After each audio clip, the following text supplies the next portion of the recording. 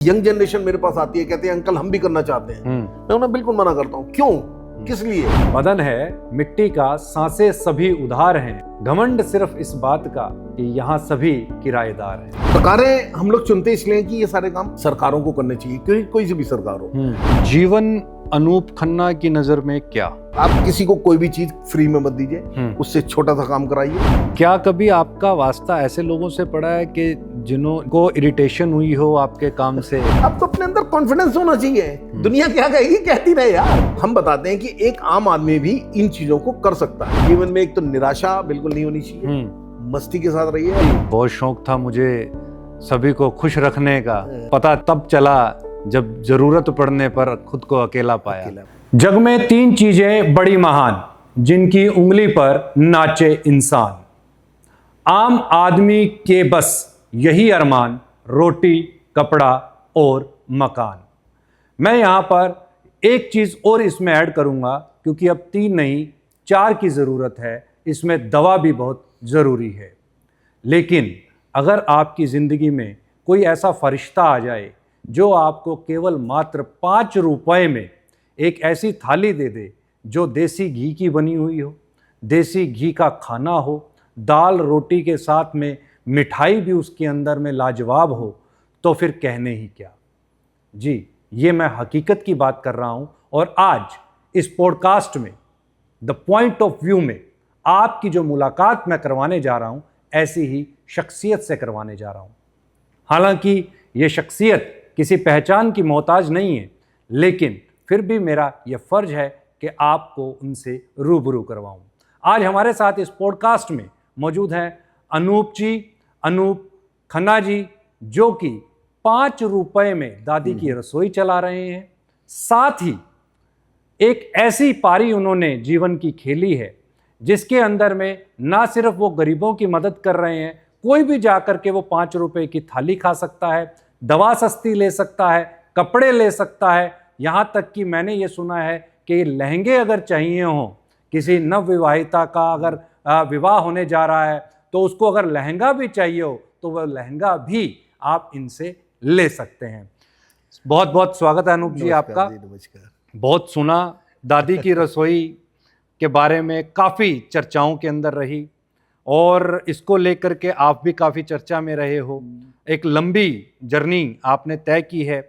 मेरा पहला आपसे सवाल यही है कि ये जो 5 रुपए में आपने देसी घी से बनी हुई, क्योंकि आजकल तो 5 रुपए में ब्रेड का एक सिंगल पीस भी नहीं आता, वो भी अब बड़ा महंगा हो गया है, और ऐसे दौर के अंदर में आप देसी घी से बना हुआ खाना सर्व कर रहे हैं। ये ना सिर्फ गरीबों के लिए है, बल्कि मुझे लगता है कि उन नए जो कमर्स देश के पता नहीं कौन कौन से कोने से आते हैं और यहाँ पर आकर के स्ट्रगल करते हैं, उनके लिए भी एक बड़ी राहत की बात। कहाँ से आया ये आपको आइडिया? आपने दौर की बात करी तो मैं कहूँगा ये हमने 2015 में शुरू करा था। अच्छा। पुराने दौर में। जी अब दौर बदल गया है। जी। उस दौर में क्या हुआ कि 2 तरह की चीज़ें होती हैं। देखिए, 2 तरह के लोग होते हैं, या तो जैसा समाज चल रहा है वैसा चलने दिया जाए, या फिर आप उसमें कुछ कंट्रीब्यूट करने की मादा रखें, कुछ एग्जाम्पल सेट करें जिसको देख के लोग प्रेरित हों। 2 तरह की चीज़ें होती हैं। बिल्कुल। आप भी ट्रैफिक में जाते होंगे, आपको कई बार लगता होगा यार ऐसा क्यों हो रहा है, इसको ऐसा करना चाहिए। अब आपके पास सोर्स नहीं है, आपके पास वो नहीं है, आप अपने बैठ जाते हैं। आपने देखा घरों के अंदर भी बाहर गड्ढा हो जाता है तो आप अथॉरिटी को चिट्ठी पे चिट्ठी लिखते, कितना 500 रुपये का खर्चा नहीं होता, अपना 2-4 आदमी इकट्ठे हों, गड्ढा भर दें। बिल्कुल। तो, फिर उसके बाद में कहें कि देखिए हमने भरा। तो ये एक थॉट प्रोसेस हमेशा रहता है। तो ये जो सरकारें हम लोग चुनते इसलिए कि ये सारे काम सरकारों को करने चाहिए, कोई सी भी सरकार हो। आपने देखा मेरे जैसे पता नहीं कितने सोशल वर्कर हैं जो कि तरह तरह के नए नए काम करते हैं। क्यों करते हैं? ये तो सारे सरकारों के काम है। वो लोग नहीं करते, इसलिए हम मजबूर होके हम बताते हैं कि एक आम आदमी भी इन चीजों को कर सकता है। तो उसको करने के लिए या तो बहुत बड़ा प्लेटफॉर्म हो या छोटा सा, तो कहीं ना कहीं जरिया मिलता है। तो एक बार ऐसे ही हम लोग बैठे हुए थे, मेरी मदर की थोड़ी सी तबीयत खराब थी, तो उन्होंने कहा मेरे हिस्से का खाना किसी गरीब को दे दिया करो। तो मेरी लड़की के मुंह से निकला, कहने लगे पापा दादी की इच्छा है, दादी की रसोई शुरू करते हैं। बहुत बढ़िया आइडिया भाई। तो मैंने कहा मम्मी क्या? तो बोले एकदम से खिचड़ी वगैरह शुरू कर देते हैं बनाना, और तुम एक साथ में हरी मिर्च वगैरह दे देना। मैंने मम्मी हरी मिर्च तो नहीं, उसके साथ अचार वगैरह रख देते हैं। तो बहुत छोटे स्केल पे हम लोगों ने, अच्छा मैंने कभी जिंदगी में, मैं खानदान का इकलौता लड़का होता तो कभी प्याज भी नहीं काटा, कुछ नहीं करा। हमें पता नहीं, जैसे आपको भी नहीं पता होगा मेरा ख्याल है। हाँ, कोविड ने सिखा दिया होगा, कोविड का जी। तो वो एक अलग बात है। उससे पहले किसी को कुछ नहीं पता था, तो मैंने कहा ये कह तो दिया, होगा कैसे। लेकिन मैं कहता हूँ सच्चे मन से अगर आप किसी काम को कर रहे हैं तो ऊपर वाला रास्ते अपने आप बनाएगा। तो हमारे पीछे ही एक नंदू नाम का होता था, कुक था, वो हमारे यहाँ दवाई लेने आता था। इत्तेफाक से शाम को आया, मैंने कहा यार नंदू ऐसे ऐसे प्रॉब्लम है, तो जिसको जो काम आता है वो बड़ा आसानी से कर देता है। बोले ये तो 2 मिनट का काम है। यार 2 मिनट का बता दे भी कैसे होना है। बोला एक भगवान ले आइए, बारदाना बोलते हैं, उन्होंने सारा लिखा। तो यहाँ हरौला जाके हम लोगों ने सारा सामान खरीद के लिया है, गैस पैसी और वो जो उसने लिख के दी थी। और इत्तेफाक से 21 अगस्त मेरा जन्मदिन होता है। अच्छा जी। तो ये 14-15 अगस्त के आसपास की या 16 अगस्त के आसपास की बात होगी। तो मम्मी ने कहा कि जब कर ही रहे हो तो अपने जन्मदिन पे करो, तुम्हें याद भी रहेगा कि किस दिन शुरू करा है। किस दिन शुरू किया जी। तो ये बारदाना वगैरह जब सारा आ गया वहां पर, तो अब ये 21 अगस्त हम लोगों ने इसलिए फिक्स करी कि मेरा जन्मदिन होता है। मम्मी ने कहा कि तुम्हारे को याद भी रहेगा कि किस दिन तुमने शुरू करा था। तो बस 21 अगस्त को हम लोगों ने खिचड़ी बनवाई थी और अचार था, यही हम कर सकते थे कि छोटा सा बजट था। और चूंकि मैंने बताया मेरा सोशल सर्किल बहुत बड़ा था, तो पहले दिन ही काफी लोग आए, सबने अप्रिशिएट करा। अब सवाल सबने कहा भाई कहना था भी 5 रुपए क्यों ले रहा है। मैंने कहा देखो मेरी एक शुरू से रहा है, किसी को कभी भी कोई भी चीज फ्री में नहीं देनी चाहिए। एक आदमी का अपना आत्मसम्मान रहता है, उसको ये लगना चाहिए यस मैं कुछ दे रहा हूं तब मैं ले रहा हूं। मैं तो हमेशा इस चीज के शुरू से, right from the day one, खराब आप किसी को कोई भी चीज फ्री में मत दीजिए, उससे छोटा सा काम कराइए। आपके यहाँ कोई भीख मांगने भी आता, अब आपने देखा ये कंसेप्ट बच्चों में भी, जो रेड लाइट पे मांगते थे पहले भीख मांगते थे, अब उन्होंने कुछ सामान बेचना शुरू करा। बिल्कुल बिल्कुल। तो ये आया कि मेरे जैसे पता नहीं कितने लोग हैं जो भीख नहीं देना चाहते, वो कहते हैं काम करो और पैसे। तो यही चीज आई थी। तो एक ऐसी रकम फिक्स करना चाह रहे थे कि जो कि कम भी हो, आदमी इजीली अफोर्ड कर सके, उसका स्वाभिमान भी रहे, और 5 रुपए फिर निकल के आई कि ऐसी रकम रखनी चाहिए। अब खाने की बात आई कि खाना कैसा होना चाहिए। तो हमने घर में ही बैठ के ये सब डिस्कस करा था कि खाना कम से कम नहीं, खाना देना कोई मुश्किल काम नहीं है, और 5 रुपए में देना मतलब कोई मुश्किल काम है ही नहीं। बिल्कुल।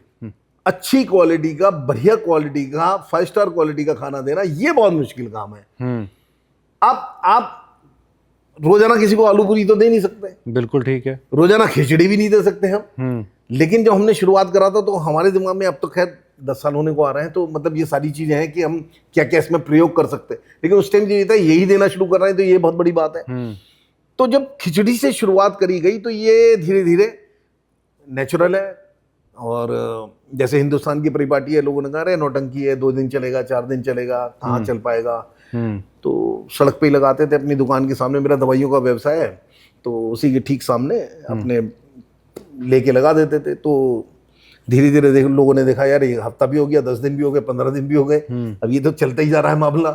ठीक बात। तो यहाँ मैं थोड़ा सा और भी जोड़ना चाहूंगा कि हम जब पार्क में बैठते थे, मैंने जब शुरुआत करी तो मैंने कहा यार ऐसे ऐसे करना है। तो सब बोले यार खन्ना जी हम भी आएंगे, हम आपका साथ देंगे।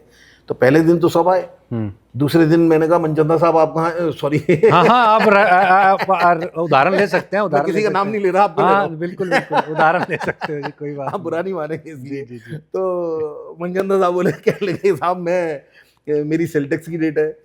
एक दूसरे साहब बोले आज मुझे बैंक जाना है। तीसरे ने कहा, अब मैं धीरे धीरे मैंने कहा ये तो जो 10-12 आदमी की टीम थी, ये तो धीरे धीरे छिन भिन्न हो रही है। अगर मेरे को चलाना है तो इसको सबसे बढ़िया तरीका रहेगा पेड एम्प्लॉइज रहने चाहिए।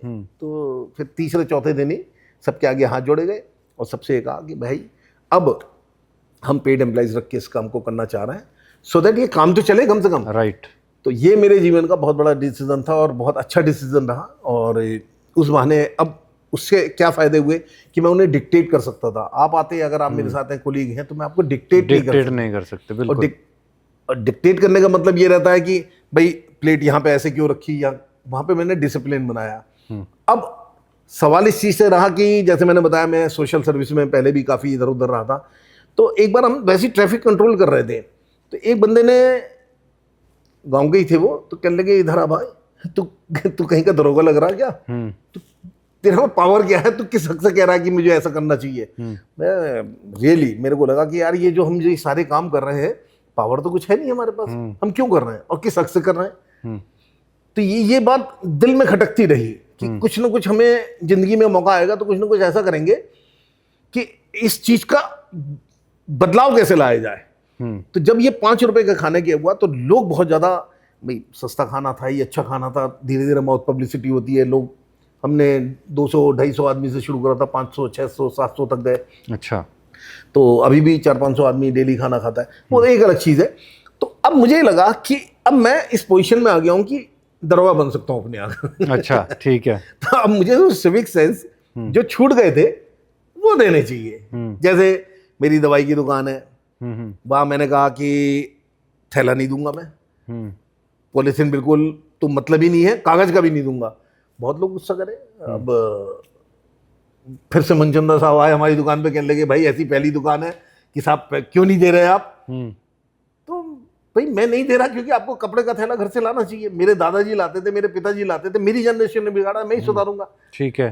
तो अब धीरे धीरे उनको बुरा भी लगता था कि अपने साथ लेके जा रहे हैं, मैं गाड़ी तक उनको छोड़ने जा रहा हूँ, थोड़ा सा पेन जरूर लगता है। लेकिन मैंने ये माना कि जब आदमी को लगता है ना कि यार ये सही चीज बोल रहा है, तो गुस्सा भी और उसी टाइम उड़ जाता है जी, उड़ जाता ठीक है। बात है। और आज की डेट में 99% लोग अपने घर से जब थैला लेके आते हैं, कहते हैं खन्ना जी कुछ सिखाया नहीं सिखाया, थैला लाना सिखाया, ये सबसे बढ़िया काम करा। बिल्कुल। तो आप जो मैं कहाँ बदलाव चाहता हूँ, मैं दवाइयां सस्ती दे रहा हूँ लेकिन उसके साथ साथ एक सिविक सेंस भी देने की कोशिश कर रहा हूँ। क्योंकि आपने देखा जिस टाइम पॉलिथीन एरेडिकेशन का काम करते हैं, लोग कहते हैं हमने इतने थैले बांटे, हमने इतने, थैला बांटना कोई सोल्यूशन ही नहीं है। जैसे आप ट्रैफिक के अंदर, ट्रैफिक में अगर आपने चालान कर दिया वो कोई सोल्यूशन ही नहीं है। मैंने तो कहा है हर जगह, मेरे को एक बार ट्रैफिक की बात आ रही थी, मैंने कहा कि आप सोच बदलो जमाना बदलेगा। जमाना बदलो। मैंने कहा हमारी जब स्कूल क्लासेस होती थी तो टीचर जो है कान पकड़ के बाहर खड़ा कर देती थी। वो सजा सबसे इसलिए महंगी लगती थी कि पूरा स्कूल पता लग जाता था आज खन्ना साहब बाहर कान पकड़ के अनूप खड़ा हुआ है। और बाहर बहाने इतनी शर्म आती थी। टीचर से हम कहते थे हमें अंदर कितना मान लो, बाहर मत खड़ा करो। ठीक है। अब आपने चालान कर दिया, यहाँ तो ऐसे पैसे वाले उन्होंने 2000 रुपए निकाल के दिए आपको, फिर वो अगले दिन उसी स्पीड में चल रहा है। आप कहिए ना आप यहाँ खड़े हो जाइए जरा 10 मिनट, ये आपकी सजा है। ठीक है। वो सजा वो जिंदगी में दोबारा से नहीं करेगा। मतलब आई मीन एग्रीड। ये मेरा अपना मानना है थोड़ी सी। तो वहां पर हमने इन चीजों को थोड़ा सा बदलाव लाने की कोशिश करी। जैसे गाड़ी पार्किंग में ठीक से लगी होनी चाहिए। अब मेरे यहाँ ये कभी बिल्कुल स्मूथ पार्किंग मिलेगी, लाइन में लगे होने चाहिए, 5 रुपए का सिक्का आपके हाथ में होना चाहिए। गाड़ियों पर भी आते हैं खाना खाने? अरे बहुत, मतलब गाड़ी में तो आते हैं और उसके साथ 3 व्हीलर्स होते हैं, रिक्शा होती है, उनका भी जिग में हो जाता है। Right right. तो वो सारी चीजें नहीं, आप बिल्कुल स्मूथ लगी होंगी वहां पर। बल्कि कभी आप ट्राई करिएगा तो हमारे यहाँ आएंगे उल्टा लगाएंगे ना, तो रिक्शा वाला कहेगा भाई साहब जरा गाड़ी ठीक से लगाइए। मैंने उन्हें एक चीज समझाई कि आपकी वजह से एक तो दूसरे को दिक्कत नहीं होनी चाहिए। ये एक फार्मूला है जो कि आपके माध्यम से भी कहना चाहूंगा। हाँ। ये मूल मंत्र है जो सफेद बाल का बिल्कुल बिल्कुल बिल्कुल यही एक्सपीरियंस होता है, यही मार्गदर्शन भी होता है। जिंदगी में कभी भी किसी भी फील्ड में कैसे भी आप वो कोई काम ना करें जिससे आपकी वजह से दूसरे को दिक्कत हो रही हो। बिल्कुल ठीक एक बात बेसिक छोटा सा फार्मूला है कि आप कोई भी काम कर रहे हैं तो आपने 20 सड़क में थूका तो आपको लगा यार ये मैंने गलत करा, अपने आप सेल्फ एनालिसिस करिए, दूसरे को कहने का मौका ही मत दीजिए। बिल्कुल ठीक बात। तेज गाड़ी चला रहे हैं, मैं क्यों चला रहा हूँ यार, मतलब अपना ही एनालिसिस कर लें। तो जिंदगी में ऐसा कोई काम ना करिए जो दूसरे को आपकी वजह से दिक्कत हो। बिल्कुल। तो ये उनको भी सिखाया गया। तो उनको ये लगता था, मैंने कहा देखो आप लोग यहाँ डेली आ रहे हैं और पड़ोस का कोई दुकानदार है वो अपनी गाड़ी खड़ी नहीं कर पा रहा तो आपको दिक्कत करेगा, तो आपका काम है उसको सहयोग करना। तो ये फार्मूला उनको लगा कि यार हमें डेली आना है तो हमें थोड़ा सा यहाँ डिसिप्लिन मेंटेन करना है, शोर नहीं मचाना है। तो आप देखिए बड़े अच्छा आराम से फोन करने और आराम से जाके दूर जाके कर लीजिए सब। वहाँ बिल्कुल मंदिर वाला माहौल रहता है। ये चीजें थोड़ा सा टाइम लगता है, सारी चीजें होती हैं, लेकिन लोग समझदार हैं, बहुत अच्छी तरह से फॉलो करते हैं। सफाई का वे अभी जैसे आजकल छबील वगैरह सब जगह लग रही है, आपने देखा, तो वहाँ वो जो प्लास्टिक के ग्लासेस वगैरह सब जगह पड़े रहते हैं, भीड़ लग जाती है। हमारे यहाँ आप आएंगे तो कहीं आपको कुछ मिलेगा ही नहीं, मतलब इस तरह का गंदगी का। लोग अपने डस्टबिन 2-2, 3-3 डस्टबिन रखे हुए हैं, सब यूज़ करते हैं। बच्चों को मान लीजिए हमने चॉकलेट दी, रैपर फाड़ के उसमें डालना है, कैसे करना। और ये वो कर रहे हैं जो हरिजन बस्ती वगैरह के बच्चे आते हैं, मतलब छोटी छोटी सी चीज़ें उनको सिखाने का प्रयास करा गया। तो ये जो मैंने बताया कि वो चीज़ें जो बंदे ने कहा था कि आप कहीं के दरोगा लग रहे हैं, तो यहाँ मैं इसलिए कर पा रहा हूँ क्योंकि मैं 5 रुपए में खाना दे रहा हूँ, 10 रुपए में कपड़े दे रहा हूँ, सस्ती दवाई दे रहा हूँ। इसके बदले में आपसे क्या मांग रहा हूँ, एक सिविक सेंस जो हमें फॉलो करना चाहिए, हर जगह करना चाहिए। लेकिन जो लोग आपकी तरह समाज सेवा कर रहे हैं, जैसे अभी आपने छबील का उदाहरण दिया कि इन दिनों में क्योंकि गर्मी ज़्यादा पड़ रही है, लोग छबील तो जरूर लगा रहे हैं, एक सेवा जरूर कर रहे हैं, जल की सेवा दे रहे हैं, लेकिन वो इस चीज़ का ध्यान नहीं रख रहे कि वो जो सड़क के ऊपर पे गंदगी फैल रही है, जो गिलासेस फेंक रहे हैं, वो उसको मेंटेन नहीं कर रहे। तो इसको क्या माने कि जो मतलब जो प्रारब्ध उनका बनना चाहिए वो प्रारब्ध नहीं ऐसा नहीं है, ये तो बहुत अच्छा काम करते हैं सब लोग। एक्चुअली मेरा डेली का काम है, तो मैं तो इसलिए इतना मैन फोर्स वगैरह या मैं इतनी आगे तक की सोच लेता हूँ। आप एक ही दिन कर रहे हैं तो आपको तो जब तक समस्या समझ में आएगी तब तक समस्या खत्म हो चुकी होगी। मतलब आपने एक दिन लगाया, 2 घंटे के लिए लगाया, आपको ये बात जैसी आप, हर इंसान जो छबील का होता है वो जब देखता है गंदगी है तो उसे भी अंदर से लगता है यार, लेकिन वो कर नहीं सकता कुछ। मतलब उसका मेन इंटेंशन थी कि मुझे शरबत बांटना है। तो ये भी अच्छी चीज है, लेकिन अगली बार जब वो करें तो इस चीज का ध्यान रखें। वो रखते होंगे, ऐसा नहीं है, जो पहली बार लगाएगा उसको ऐसा लगेगा। तो ये धीरे धीरे, मैंने एक दिन में तो मैं भी नहीं सीखा, मैं भी शुरू में यही सब गलतियां करी हैं जो धीरे धीरे सीखी है। और अब मुझे लगता है कि हर आदमी को एक दूसरे से कुछ ना कुछ सीखना चाहिए। क्या कभी आपका वास्ता ऐसे लोगों से पड़ा है कि जिनको इरिटेशन हुई हो आपके काम से हैं कि जी ये क्या कर रहे हैं जी, क्यों कर रहे हैं और क्यों कर रहे हैं जी, फालतू का यहाँ पे रोज रोज भीड़ लगा देते हैं, लोग आते हैं खाना खाने के लिए, इनको कोई और जगह नहीं मिली, तो क्या ऐसा भी कोई वाक्या हुआ? बचपन में मैंने पिक्चर देखी थी मुगले आजम, आपने भी देखी थी जी। उसमें महाराज अकबर कहते हैं सलीम, अनारकली से कहते हैं, अनारकली सलीम तुम्हें मरने नहीं देगा और हम तुम्हें जीने नहीं देंगे। तो उस समय भी डायलॉग का मतलब समझ में नहीं आया था। धीरे धीरे उम्र बीतती चली गई, बहुत मतलब ये ऐसा डायलॉग था कि जिसका मतलब अब जाके समझ में आया कि कुछ लोग होते हैं हम कुछ तो करेंगे नहीं और तुम्हें भी नहीं करने देंगे। ठीक बात है। तो अनारकली सलीम तुम्हें मरने नहीं देगा और हम तुम्हें जीने नहीं देंगे। तो ये होता है, इसमें कोई दो राय नहीं, बहुत होता है और इसमें कोई दो राय नहीं। अब मैं छोटी सी आपको उन सिचुएशन को हैंडल कैसे करना है। इरिटेशन होती है, बहुत ज्यादा होती है, और खासतौर से जब इतनी मेहनत कर रहे हैं, सब कुछ हो रहा है। एक बार शाम को फोन आता है, कहने लगे आपके यहाँ फ्री होम डिलीवरी है। अच्छा। अब इरिटेशन हो जाए, लेकिन मैंने कहा बिल्कुल है। तो बोले कल हमारे पास भिजवा सकते हैं? मैंने कहा हाँ जी। बोले 3 प्लेट भिजवा दीजिएगा। मैंने कहा बिल्कुल। 500 रुपये प्लेट के हिसाब से है। बोले हमने सुना है 5 रुपये। मैंने कहा 495 रुपीज डिलीवरी चार्ज। बोले आप मजाक कर रहे हैं। मैंने कहा शुरुआत आपने करी थी। ठीक है। अब इसका क्या इलाज करा जाए? हाँ। तो इस तरह की छोटी छोटी सी चीजें जब आदमी करता है तो इस तरह के जवाब दे दिए जाते हैं। तो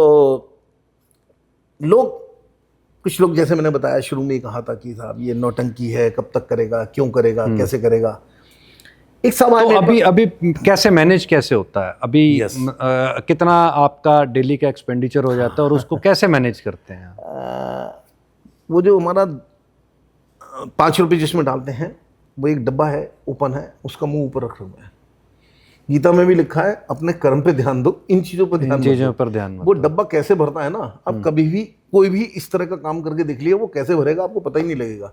सच्चे मन से बिल्कुल ईमानदारी से किसी काम को करिए। इन चीजों की तो आपके सोचने की जरूरत ही नहीं है, कहाँ से हो रहा है, कैसे हो रहा है, पता ही नहीं। मेरी दवाई की दुकान में मुझे अभी लिमिट बनवानी पड़ी अपनी दवाई की दुकान की। अच्छा। इसमें कहाँ से हो रहा है, कैसे हो रहा है, पता ही नहीं लगता।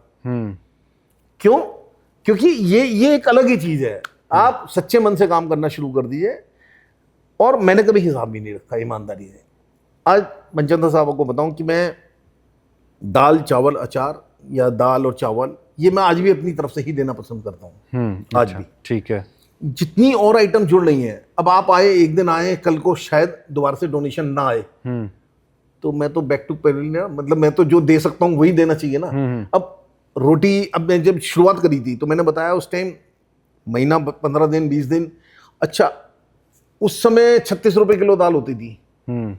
उसके बाद में 180 रुपए किलो पहुंच गई थी। बिल्कुल। तब तो डोनेशन वगैरह भी नहीं था। आप उस टाइम 2015 के आसपास का वो जब देखेंगे तो बड़ा अजीब सा होता था। मैंने कहा यार ये कैसे चलेगा? तो हमारा सब्जी वाला बोला भाई साहब 1 किलो दाल कम कर लो अपनी, उसके बदले आलू, बैंगन, गोभी, फूभी ये सारी चीजें मिला के एक तो गाड़ी हो जाएगी, एक पौष्टिक हो जाएगी और एक उनको टेस्ट भी आ जाएगा। वैरायटी बन हमने जाएगी। पैसे बचाने के लिए करा, वो साहब क्या रेसिपी निकल के आई, लोग तो मतलब उसके बाद एकदम से सेल बढ़ गई हमारी। अच्छा। अरे गजब, आज भी बहुत मतलब वो आज ऊपर वाले की कृपा है, लेकिन वो रेसिपी हमारी आज भी चल रही है सारी। उसके पास जाते हैं तो उसकी जितनी वैरायटी होती है, 2 लौकी ले ली, 2 ये ले लिया, वो एक तरह से सारा लेके उसके अंदर काट के, और उसके अंदर आपके मेन्यू में कितनी एक ये हम 15-20 तरह की चीजें बनाते हैं। तो अच्छा। जैसे राशन आता है ना, अब उसमें कह दिया कि एक दिन राजमा बना देना, एक दिन ये कर देना, तो हमारे यहाँ 5-6 किलो जैसे राजमा मंगाते हैं, तो इसी रेशो में तो हर चीज मंगा लेते हैं, लोबिया, ठीक है। ये हो गया काला चना, सफेद चना, ये, और कुक से कह दिया एक एक दिन करके बनाता रहे, जब ये खत्म हो जाए 2 दिन रह जाए फिर बता दे, फिर होलसेलर उतना ही दे देता है। तो इस तरह से डेली कोई ना कोई नई वैरायटी बनती है। तो जब हमने शुरुआत करी तो लोग जब जुड़ना शुरू हुए, कहने लगे कि साहब हम रोटी देना चाहते हैं, रोटी दे दो भाई। अब आप आए, मैंने कहा भाई रोटी तो आ चुकी है, अब रसगुल्ला आप दे दो। फिर एक साहब और आया कि मेरे बच्चे के जन्म में मैं कुछ और, पेड़ा आप दे दो। फिर फ्रूट्स का हुआ कि यार किसी दिन ये मिठाई नहीं आ रही है, तो कुछ तो लोगों को आदत पड़ जाती है ना, आज भाई साहब कुछ नहीं दिया, अब यार थोड़ा सा दिल दुखता था कि आप खरीद सकते नहीं। और तो फिर ये हुआ कि इसके बढ़िया है, फिर लोगों से कहा कि फल देना शुरू कर दें। अब फल काट देते थे उनको, कुछ ना कुछ 5 रुपए में साथ में फल भी जा रहा है। अच्छा। धीरे धीरे। अच्छा, अब उसके बाद में किसी का जन्मदिन हुआ, उसने कहा मैं, गर्मियाँ होती थी तो आइसक्रीम भी बांटी गई बहुत। अच्छा। ठीक है जी, बहुत लाइन लगती थी।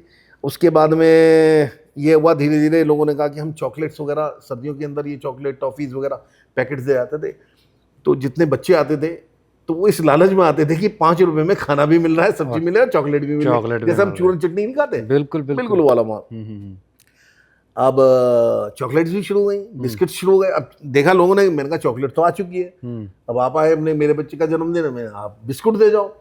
अब जितने लोग बढ़ते गए, हर एक से एक नई नई वैरायटी करते रहे। जैसे आजकल जो है रूअफ़ज़ा भी चल रहा है। अब हमने गर्मी देखते हुए अभी नींबू की शिकंजी शुरू करी। मैंने कहा यार अच्छा। एक ORS टाइप का बनाते हैं कुछ, तो लड़के हैं, स्टाफ है, अब मैंने बताया आपको, तो नींबू निचोड़ टाइप का वो लिया है, उसमें नींबू निकाला, उसमें काला नमक डाला उन्होंने, और एक्सपेरिमेंट करते हैं क्योंकि खुद को भी मज़ा आता है पीने में, तो काला नमक मीठ और चीनी वीनी डाल के इतना टेस्टी बना है। अब लोग कहते हैं आपकी शिकंजी बहुत बढ़िया है साहब, हम तो यही पीने आ रहे हैं। आई मीन जब आप एक स्टेज पे आ जाते हैं ना, तो फिर आपको ये, अच्छा जो आपके साथ स्टाफ काम कर रहा है, मैं हमेशा इस बात को कहता हूँ, गंगा हमेशा ऊपर से नीचे बहती है, ऊपर अगर स्वच्छ है तो नीचे भी आपको स्वच्छ मिलेगा। ठीक है। तो हमारा स्टाफ भी इस बात का ध्यान रखता है कि जब ये बुड्ढा इतनी मेहनत कर रहा है तो यार हमें तो कुछ ना कुछ करनी चाहिए। हाँ। और वो ईमानदारी वाला चैप्टर तो रहना ही चाहिए। और ऊपर वाली की कृपा है, मेरा बेटा सिंगापुर में पोस्टेड है, अच्छा। बेटी हैदराबाद है, दोनों की शादी कर दी है, दोनों के बच्चे हैं, बहुत बढ़िया, ऊपर वाली की कृपा है। हाँ। 2 दुकानें अपनी, तो उसमें। तो आप मेडिकल एसोसिएशन के भी प्रेसिडेंट हैं? हाँ जी, मैं पिछले 30 साल से यहाँ का गौतम बुद्ध नगर जिले का अध्यक्ष हूँ। हाँ, तो वहाँ पे किस तरीके के चैलेंजेस आप फेस करते हो? क्या फेस करते हो? क्या उनका भी कंट्रीब्यूशन इधर रहता है आप दादी की रसोई में, या जो सोशल एक्टिविटीज़ अभी आप और कर रहे हो उनमें? 30 साल पहले जब मैं यहाँ जिला अध्यक्ष बना था, तो मैं ये मानता हूँ कि इस लाइन में आने के लिए उसका बहुत बड़ा रोल था, जिला अध्यक्ष होने का। 2500 मेडिकल स्टोर है, और हमने आज तक किसी से उसका जो मंथली सब्सक्रिप्शन होता है कुछ नहीं लिया। 100 रुपये महीना है। अच्छा। तो देखा जाए तो 2-2.5 लाख रुपए आ सकता है। जो लोग कहते हैं ना कि कमा रहे होंगे, ये कर रहे होंगे, तो उन्होंने पास नहीं पता मेरा। हाँ। जब मैं 30 साल में वहां से कुछ नहीं लिया, तो हाँ, ठीक है, यहाँ क्या लूंगा मैं और क्यों लूंगा मैं? ठीक है। तो वो एक रेपुटेशन रही कि हमने किसी से आज तक वो नहीं लिया। और उसके बाद में क्या करते थे कि हम, मेरा हमेशा मेरी वेबसाइट पे भी लिखा है, दान हमेशा चल के देना चाहिए, मांगी भीग जाती है। हम किसी से कुछ नहीं मांगते। और मेरा अपना कंसेप्ट भी है कि लोग कहते हैं एनजीओ तो मांगते हैं, मैंने कहा देखो यार, मेरा अपना मानना है कि मैं आपके आगे हाथ जोड़ रहा हूँ कि मुझे पैसे दीजिए, फिर मैं आगे बांटने जा रहा हूँ। भाई मेरे पास है जितना है, अगर मैं करना चाहूँ। और आपको फिर बताऊं, आपके माध्यम से एक और रिक्वेस्ट करूंगा, निवेदन करूंगा, जितनी यंग जनरेशन मेरे पास आती है, कहते हैं अंकल हम भी करना चाहते हैं, मैं उन्हें बिल्कुल मना करता हूं। क्यों? किस लिए? ये समाज सेवा हमारे जैसे लोगों के लिए ठीक है, जिसमें अपनी सेकंड इनिंग वाले लोगों के लिए, जिनका अपना बच्चे सेटल हो चुके हों, मकान बन चुका हो, दुकान बन चुकी हो, रेगुलर इनकम का साधन हो, करो यार। अब तुम्हारा अभी भविष्य बनानी है, इतना कंपटीशन है, आपने भी देखा, हमने भी देखा कि अपनी जवानी से लेके कि आजकल तो करियर का कितना स्ट्रगल है। और तुम समाज सेवा, क्योंकि तुम्हें लगता है कि यहाँ से इसके माध्यम से हम पैसे ले लेंगे या फेम मिल जाएगी। आज आपको लग रहा है खन्ना साहब को पास फेम हो रही, अरे फेम में कुछ नहीं भाई, इन चीजों को छोड़ दो तुम, हमें वो काम करने पड़ते हैं। आप कभी भी आएंगे, मुझे हमेशा 12 से 2 आपने यहाँ इंटरव्यू के लिए कहा तो मैंने मना कर दिया था, 1200 तो मैं नहीं आ पाऊंगा। हाँ। तो बेसिक चीज क्या होती है, आप जो काम कर रहे हैं उसे दिल से करना चाहिए, 100% डेडिकेशन के साथ में करना चाहिए। तो वो चीजें सिखाई जाती हैं। और यंग जनरेशन को तो बिल्कुल समाज सेवा से कोई मतलब ही नहीं होना चाहिए, मेरा अपना मानना है। पहले कैरियर बनाओ, कैरियर में इतना पैसा, वो कहना बिल गेट्स का कि money is not everything, right, ये डायलॉग देने से पहले इतना पैसा जरूर कमा लो, जरूर कमा because money is everything in your life. Right, उसी के बाद ही समझ में आता है। ये डायलॉग देने के लिए तो बहुत अच्छा है, हाँ। लेकिन बगैर पैसे के कुछ नहीं है जिंदगी आपकी। हाँ। तो आप पहले अपने बुढ़ापे को देखें, अपने माँ बाप का सेवा करें, उनके लिए अगर सारी चीजें साधन है तो ये काम जरूर करिए आप। तो ये छोटी छोटी सी बातें भाई, वो प्लेन में जब जाते हैं तो उस समय पर ये स्पष्ट शब्दों के अंदर लिखा होता है कि मान लीजिए कि ऑक्सीजन की कमी हो जाए या कोई चीज़ आ जाए तो उससे पहले आप अपना मास्क लगाइए, तब आप दूसरे की सहायता कीजिए। तो वो चीज़ पहले आपके पास में रहनी चाहिए अगर आप सक्षम हो। और हाँ, आपने अचीवमेंट्स ले लिए हैं, आपने अपने गोल, हालांकि बहुत सारे ऐसे और भी बहुत सारे लोग हैं जो अपने करियर के साथ साथ में ये सारी चीज़ें कर रहे हैं, उसके लिए थोड़ा बहुत समय निकालते हैं ताकि ये साथ के साथ हाथ से किया हुआ दान, हाथ से किया हुआ जो समाज की सेवा है वो जरूर होती चली जाए। जिम्मेदारी मत लीजिए, मेरा दोनों में, हाँ, जिम्मेदारी आपको करने को मना ही नहीं है, आप जिम्मेदारी सोचते हैं कि मैं कैरियर बनाऊंगा, वो गलत है पूरा। देखिए, मैंने अब पूरा सुबह से लेकर शाम तक इसी में लगना पड़ता है। बिल्कुल। तो जो केमिस्ट एसोसिएशन के लोग थे, तो वहाँ मेरे को जो शुरुआत हुई, तो अब जैसे यहाँ पर पोस्टमार्टम हाउस था, मैं एग्जांपल बता रहा हूँ, 2003-4 के आसपास की बात है। तो वहाँ डेड बॉडी सड़ी गली पड़ी रहती थी गर्मियों में। एक्चुअली उन्हें पुलिस को 72 आवर्स लवारिस डेड बॉडीज प्रिजर्व करके रखनी पड़ती हैं अपने पास में, तो उसके लिए कोई साधन नहीं था। अच्छा। तो बोरों में रख देते थे, सफेद कीड़े चल रहे थे। एक बार जब मैं गया तो देख के बड़ा अजीब सा लगा मुझे, तो मैंने अथॉरिटीज वगैरह में बात करी, बोले हमारे पास फंड वगैरह की देख। तो मैंने उस टाइम जो मैंने कहा कि अपनी तरफ से हम ये घोषणा कर देते थे कि हम कर रहे हैं, हमें किसी की जरूरत नहीं है। तो एक 2 डेड बॉडी वाला डीप फ्रीजर मैंने कहा मैं डोनेट करने जा रहा हूँ। अच्छा। अब जैसे ही मैंने प्रेस कॉन्फ्रेंस करके घोषणा करी तो केमिस्ट एसोसिएशन के लोग बैठे, सारे लोग कहने लगे कि साहब अगर लाइट चली गई फिर, तो मैंने कहा यार जो मैं दे सकता था। तो कहने लगे हम लोग सब जने मिलके एक जनरेटर लगवाते हैं। एक मेडिकल स्टोर वाले हैं हमारे, अजय मेडिकल स्टोर थे, तो उन्होंने कहा कि जो मोहम्मडन्स एंड क्रिश्चियंस की डेड बॉडीज हैं वो थोड़ी सी दूर थी वहाँ से, करबला उनका पोस्टमार्टम हाउस से, तो बोले उसके लिए अलग से रिक्शा बनती है, तो एक रिक्शा मेरी तरफ से बनवा दीजिए। तो एक अनुराग साइकिल वाले होते थे सेक्टर में, 9 में या 10 में होते थे, तो उनको ऑर्डर दिया 14,000 की उस टाइम उन्होंने कहा। जब उन्हें पता लगा हम इस काम के लिए दे रहे हैं तो बोले मैं अब 7,000 लूंगा, 7,000 मेरी तरफ से। अच्छा। तो 7 अजय गुप्ता जी ने दिए और एक उन्होंने दिए। फिर एक हमारे मोती कंसल साहब हैं, दोस्त हैं, उनके पास एक ब्रांड न्यू एसी पड़ा हुआ था। बोले खन्ना साहब वो सब तो ठीक है, जहाँ पे ये पोस्टमार्टम होता है वहाँ के लिए मेरे पास एक एसी है, मैं सोचा हूँ इसे वहाँ लगवा दिया जाए। अब आप देखिए छोटी सी चीज, मैंने एक जरा सा प्रयास करा, लोगों को ये पता लगे कि ये चीजें जो कर रहा है बंदा, तो ऑटोमेटिकली आपका कंट्रीब्यूशन हमारा भी होना चाहिए। आपका जो सवाल था ना ये कहाँ से हो रहा है, ये कैसे हुआ, तो मैंने नहीं करा, ये सब ऊपर वाले ने करा। अब बस छोटी सी चीज है, अपना काम ईमानदारी से दिल से करें। और आप अपनी, जो मुझे लोग जानते हैं, जैसे मैंने बताया मैं डिस्ट्रिक्ट स्टूडेंट गार्जियन एसोसिएशन का भी जनरल सेक्रेटरी, और यहाँ पे इतना स्कूल का और ये आपका ट्रैफिक वगैरह सब करते थे। तो जब बिहार में बाढ़ आई तो वो भी एक टर्निंग पॉइंट रहा है मेरे उसमें, कि ट्रक लोड हम सामान भेज रहे थे यहाँ से। तो नेचुरल होता है जब ट्रक जा रहा होता है तो मीडिया आता है, सब फोटो वोटो खींचती है सब। तो एक ने सवाल करा बड़ा इंटरेस्टिंग के लिए, खन्ना साहब ये ट्रक जाते भी हैं, दिल्ली से वापस बुला लेते हो फोटो खिंचवाने के लिए, दूसरा खिंचवा ले। आजकल सर 2-2 केले दे करके वो लोग फोटो खिंचवाते हैं। अरे बात तो बहुत कह देगी आपकी। तो मैंने उसी टाइम ड्राइवर को बुलाया, मैंने कहा ड्राइवर साहब पूर्णिया पहुंचने में कितना टाइम लगेगा? बोले 12-14 दिन लगेंगे। मैंने कहा जब एक दिन रह जाए तो हम फोन कर देना। तो एक दिन पहले उनका फोन आया, तो मैं यहाँ से बागडोगरा बाई एयर गया, वहाँ से टैक्सी ली, एक दिन पहले पहुँच गए, और वहाँ डीएम ऑफिस से पता लगा बनबन की एक जगह है 30-35 किलोमीटर दूर, वहाँ पर बाढ़ आई है। तो उन्होंने कहा जब आप आ ही गए हैं तो अपने हाथ से वहीं बैठवा दिए। तो मैं बनबनकी में जो हमारे केमिस्ट एसोसिएशन के अध्यक्ष थे उनके माध्यम से एक दिन पहले मिला, तो उन्हें भी अच्छा लगा कि वहाँ से हमारे केमिस्ट भाई आए, तो उन्होंने वहाँ के मेडिकल स्टोर्स की एसोसिएशन बुलाई।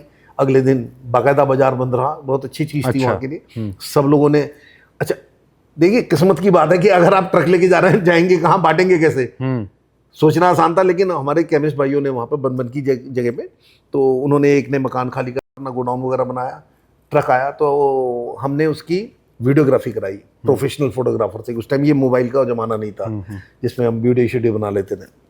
उसकी सीडी बनवाई गई, कैसे ट्रक आया, कहाँ बटा, उनके माध्यम से माइक्रो इंटीरियर जो जगह होती है उनको तो सब पता था कहाँ किसको जरूरत है। 20-25 लाख रुपए का सामान उस जमाने में था, जितना क्या क्या सामान नहीं था उसके अंदर, ट्रक के अंदर, उस सारा उनके माध्यम से सही जगह पहुंचा। फिर वहाँ के लोकल लोगों के नंबर्स मैंने दिए, वहाँ की लोकल ट्रांसपोर्ट के, उस सीडी के अंदर सब। मान लीजिए आपने कोई सामान दिया था तो आपको सीडी पहुंचाई गई। तो वो लोगों ने कहा यार ये तो पहली बार देख रहे हैं, हमने सामान दिया, हमारा सामान कहाँ गया, कैसे बटा, सब चीज क्रिस्टल क्लियर है। तो एक विश्वास भी पैदा हो, वहां से वो टर्निंग पॉइंट हुआ वो। उसके बाद जब भी कुछ घटना होती थी, अंबाला में बाढ़, कब जा रहा हो साहब, लोगों ने कहा, किसी ने आलू पूरी करा, किसी ने, अब जाना पड़ता था भाई, लोगों का विश्वास हो गया, विश्वास हो गया। हाँ। उत्तराखंड सबसे बड़ा एग्जाम्पल था। 16 तारीख की रात में हुआ था, तो वो ऋषिकेश के ऊपर ट्रक नहीं जा पा रहे थे। मेरे पास 17-18 तारीख से फोन आने हुए कि वहां ट्रक नहीं जा पा रहे, खन्ना साहब कुछ कर रहे हो आप। तो 19 तारीख को मजबूरी में मुझे जाना पड़ने की, मेरे घर पे भी, और सबने कहा कि जब वहां से लोग निकल नहीं पा रहे हैं, जब केदारनाथ वाली घटना हुई थी, श्रीनगर से लोग निकल नहीं पा रहे थे, आप जाओगे कैसे। मैंने कहा यार जब लोगों की उम्मीदें हैं तो जाना है तो जाना है। तो साहब उसके बाद में 19 तारीख को मैंने अपने फेसबुक वगैरह, अपने ग्रुप्स वगैरह में डाला कि मैं 20 की मॉर्निंग में जा रहा हूँ। हम पे 2-2.5 लाख रुपए कैश था। अच्छा। हम 3 लोग गए थे, और रास्ते भर मेरे पास फोन आते रहे कि हम आपको देना चाहते हैं वहां के लिए। और अच्छा हुआ कि हम कैश लेके गए थे वहां। कैसे पहुंचे वो एक अलग कहानी है। फिर कभी श्रीनगर जब हम पहुंचे तो वहां पर जो लोग थे, मतलब उनकी बहुत ही, भाई समझ ही सकते हैं कि जो उसके बाद में हालत होती है।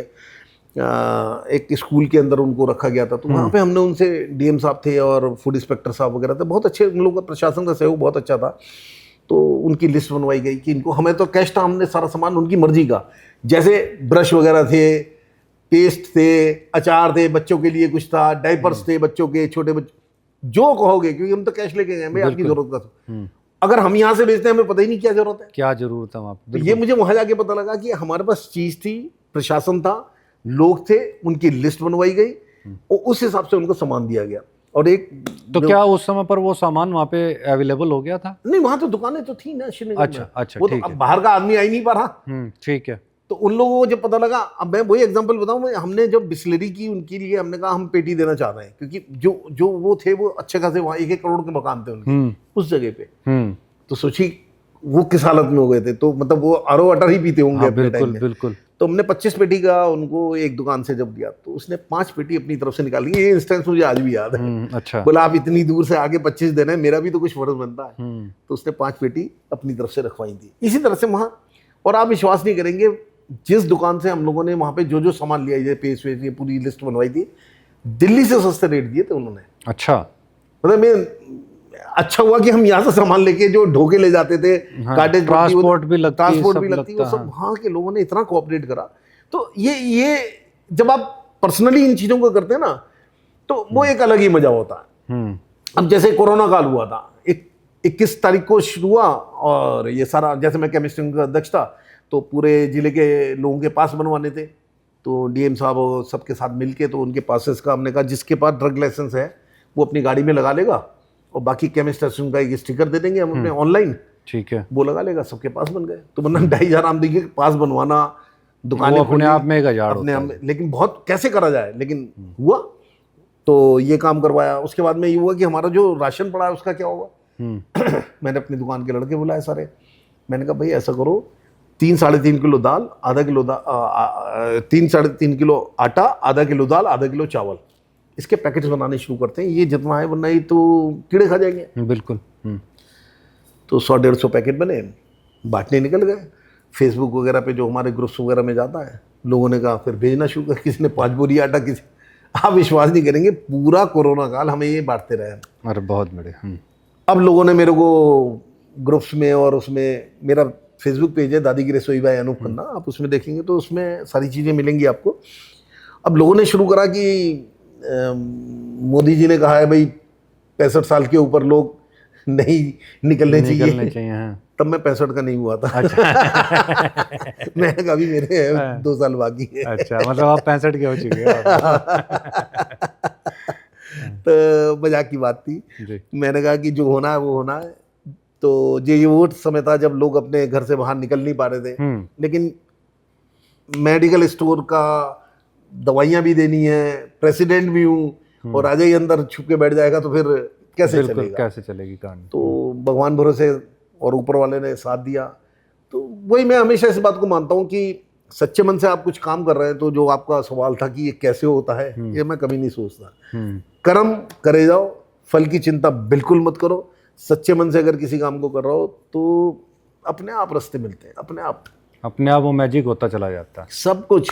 और हार से डरने की जरूरत ही नहीं है। जैसे मैंने बताया मैं स्पोर्ट्समैन था, तो मैं कभी हारने से किसी चीज़ से डरता ही नहीं। किस लिए? एक अच्छा काम कर रहा हूँ। जो भी मैंने काम करे, मान लीजिए दादी की रसोई शुरू करी थी, अब तो खैर पूरे भारतवर्ष में 300-400 जगह इस तरह के लोगों ने प्रयास करें, को हफ्ते में 1 बार कर रहा है, 2 बार कर रहा है। मेरे पास फोन आते हैं कि आपकी फ्रेंचाइजीज लेना चाह रहे हैं। मैंने कहा यार इसमें कुछ नहीं है। हाँ।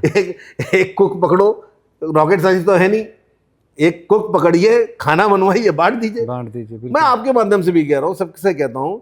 अब लेडीज हैं, किटी पार्टी में जानी है, 20 लेडीज हैं, अरे 2-2 5-5 रोटी बना के ले आइए, आपके पास 100 लोगों के हिसाब का खाना हो जाएगा वहां पर। आप पहले किटी से पहले अपने नीचे आइए, पार्क जो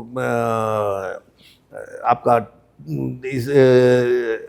वहां पे नीचे रहते हैं आपके चौकीदार हैं और जो गाड़ी लगवाने वाले हैं, कोई ना कोई मिलता ही है बाहर। उन सबको पहले अपने हाथ से सेवा करिए आप लोग। उसके बाद में अपनी हाउजी खेलिए, उसके बाद में अपना एंजॉय करें।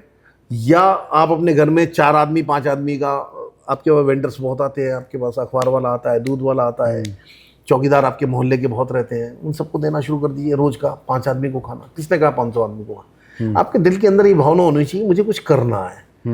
जरूर करिए, छोटे स्केल पे करिए, और अपने आप रास्ता बनता है। मतलब आप ये मत सोचिए कि मुझे बड़े स्केल पे ही करूंगा तभी ये काम होगा, कहीं से भी शुरू कर दिए। और देखिए साहब, बड़ी छोटी सी बात है, आप अपने घर के 5 घर इधर और 5 घर इधर सुधार लीजिए, पूरा देश सुधर जाएगा। नहीं, वो तो मैंने आपको कहा जैसे कि भाई सोच बदलेंगे तो जमाना बदलेगा और समाज बदलेगा।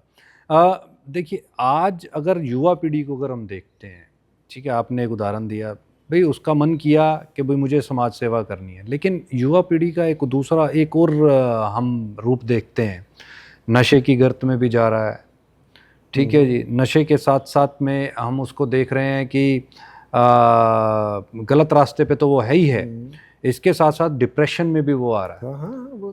ठीक है जी, और जो उसका टाइम मोबाइल के ऊपर जा रहा है, रील्स देखने में जा रहा है, उसको आप कैसे देखते हो? ये मैं हर एक से कहता हूँ, और शायद जो मैं अपने करियर में भी देखता हूँ, जिस जगह भी हो, जैसे भी छोटी मोटी जगह, मैं अपने टाइम में जो स्पोर्ट्समैन रहा, ये मेरे लिए बहुत बड़ी चीज़ थी। एक तो नेवर से डाई स्पिरिट आती है। कोई भी खेल देख लो आप, किसी भी खेल में आप किसी भी आ जाओ, कैरम भी खेल लो या लूडो भी खेल लो, तो आप आखिरी तक लड़ने की हिम्मत रखते हो। और हारने के बाद फिर दोबारा दूसरा खेल हो जाता है। कौन सी ज्यादा लुट गई? हाँ, ठीक है। तो आपको हारने के बाद ये डर नहीं रहता कि यार अब मेरे ज्यादा लुट गई। जो स्पोर्ट्समैन नहीं होता या कोई नहीं होता, वो डिप्रेशन में चला जाएगा। स्पोर्ट्समैन को तो पता है अगला मैच फिर जीत जाऊंगा मैं, एक ही मैच हारा हूँ, कौन सी आफत आ गई। हाँ, ठीक है। तो ये पॉजिटिव माइंडसेट वहां से आता है। फिर जो मैंने बताया किलर इंस्टिंक्ट, वो आती है। आप किसी भी स्पोर्ट्स को देखिए, अगर आपके 21 का गेम है, दूसरे के 20 और आपके 5 है पॉइंट्स, तब भी वो फाइट करता रहेगा। उसे पता है मैं हार रहा हूं। किसी भी वर्ल्ड लेवल का मैच देख लें, लोकल लेवल का देख लें, फाइटिंग स्पिरिट हमेशा रहती है उसके अंदर। वो तो लास्ट तक जाएगा ही जाएगा। रूल फाइटिंग स्पिरिट आती है स्पोर्ट्स से। तो दोनों चीजें आती हैं। अगर आपका बच्चा, हर एक पेरेंट्स से कहता हूं, अपने बच्चे को स्पोर्ट्स में जरूर डालिए, उससे डिप्रेशन वगैरह ये सारी चीजें। अच्छा, फिर तीसरी, अब जो आपने मोबाइल वाली बात कही, वो अपने आप ही खत्म हो गई, टाइम ही नहीं है। अगर जिसमें अगर उसका इंटरेस्ट है और थोड़ा सा भी आगे है, आई मीन वो पहले क्लास का चैंपियन बना, फिर स्कूल का चैंपियन बना, तो उसको इतना ही शौक लग जाता है कि भाई खेलना ही खेलना है, फिर तो आपको रोकना पड़ेगा, भाई पढ़ाई कब करेगा, तो खेलता ही रहेगा। आई मीन ये बहुत जरूरी है स्पोर्ट्स हर एक के लिए। जीवन अनूप खन्ना की नज़र में क्या? नहीं, मस्ती के साथ जियो। मैं तो हर एक को, आज भी जो लोग कहते हैं अगर आपके पास मस्ती नहीं है और आप सूडो मत बनिए आप। मेरी मदर ने जो एक छोटी सी चीज़ मेरे को सिखाई आज तक, एक तो झूठ कभी मत बोलो आप। पिट जाओ, सब कुछ हो जाओ, मतलब हम भी बहुत पिटे, आज भी मैं झूठ कभी नहीं बोलता, ना ही झूठ बर्दाश्त है। मेरा पूरा स्टाफ है जितना भी है, मैं कहता हूँ झूठ नहीं चाहिए। बहुत बढ़िया, हाँ ठीक है। आपको जो कहना हो साफ कह दो, सुखी कह दो और आपके मुंह पे कह दो, और फिर दिल में मत रखो आप, उसी टाइम नॉर्मल, और हमेशा मस्त रहो। आपने देखा जब लोग आते हैं मेरे पास दादी की रसोई में, वो कहते हैं कि यार हम तो सोच रहे थे बड़ा यहाँ पे धार्मिक माहौल होगा। मैं तो कुछ नहीं है, हम मस्ती के लिए कर रहे हैं। अगर मैं ये सब करने लग जाऊँ तो मैं काम ही नहीं कर पाऊंगा। हमारे यहाँ जितने लोग खाना खाने भी आते हैं सब बहुत मस्ती के साथ काम नहीं। जैसे मैं एग्जांपल बताता हूँ, हमारे यहाँ लाइन लगी होती है, एक बच्चा इधर से निकल के आ गया, मैं इधर आ भाई तू अमिताभ बच्चन है क्या? बोले नहीं साहब। मैं कहा वही इकलौते शख्स है जो जहाँ खड़े होते हैं लाइन उनके पीछे खड़े। लाइन इधर है, तू ही आगे से भाई। हाँ ठीक बात है। तो अब कोई भी आता है ना, बोले देखिए साहब ये अमिताभ बच्चन आ गया।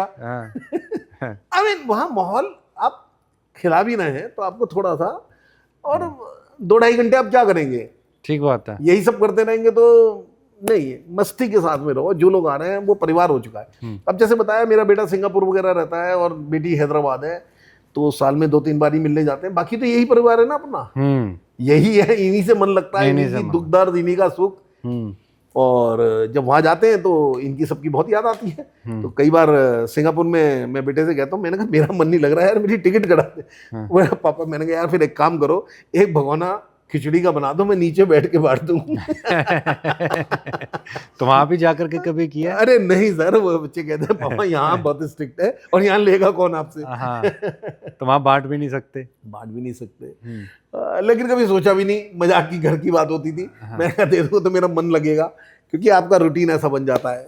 तो बट ठीक है, मस्ती के साथ जो आपने बताया, जीवन क्या है, जीवन में एक तो निराशा बिल्कुल नहीं होनी चाहिए, मस्ती के साथ रहिए, और कोई ना कोई स्पोर्ट्स जरूर रखे। वो स्पोर्ट्स इसलिए कह रहा हूँ कि आपको फिजिकली फिट रहना है जिंदगी में, तो स्पोर्ट्स बहुत ज़्यादा जरूरी है। और आज के ज़माने में तो फिजिकली फिट रहना हर एक बहुत बहुत बहुत जरूरी है। है। हालांकि फिटनेस की तरफ आया है भारत, और मतलब इसको इस लाइन से समझा जा सकता है कि जिंदगी जीने के लिए नहीं, मस्ती के लिए। हाँ, समझने के लिए नहीं, जीने के लिए है, और मस्ती के लिए, और खूब हंसी मजाक जो भी आपके हैं, मस्ती के साथ रहिए। हम सवेरे पार्क में जाते हैं, हमारा पूरा बहुत बड़ा सर्कल है, 47 का पार्क है। अच्छा, तो अब सब जने मस्ती के साथ में 1-1.5 घंटा अपना, और मैं वो जो लाफ्टर होता है ना आर्टिफिशियल, उसको लाइक नहीं करता कभी। मैं कहता नेचुरल लाफ्टर करो ना। आप जो इतने मोबाइल के अंदर जोक्स वोक्स आते हैं, एक जोक सब जने याद कर लो, सवेरे आके सुना दो जी। बिल्कुल ठीक बात है, बिल्कुल।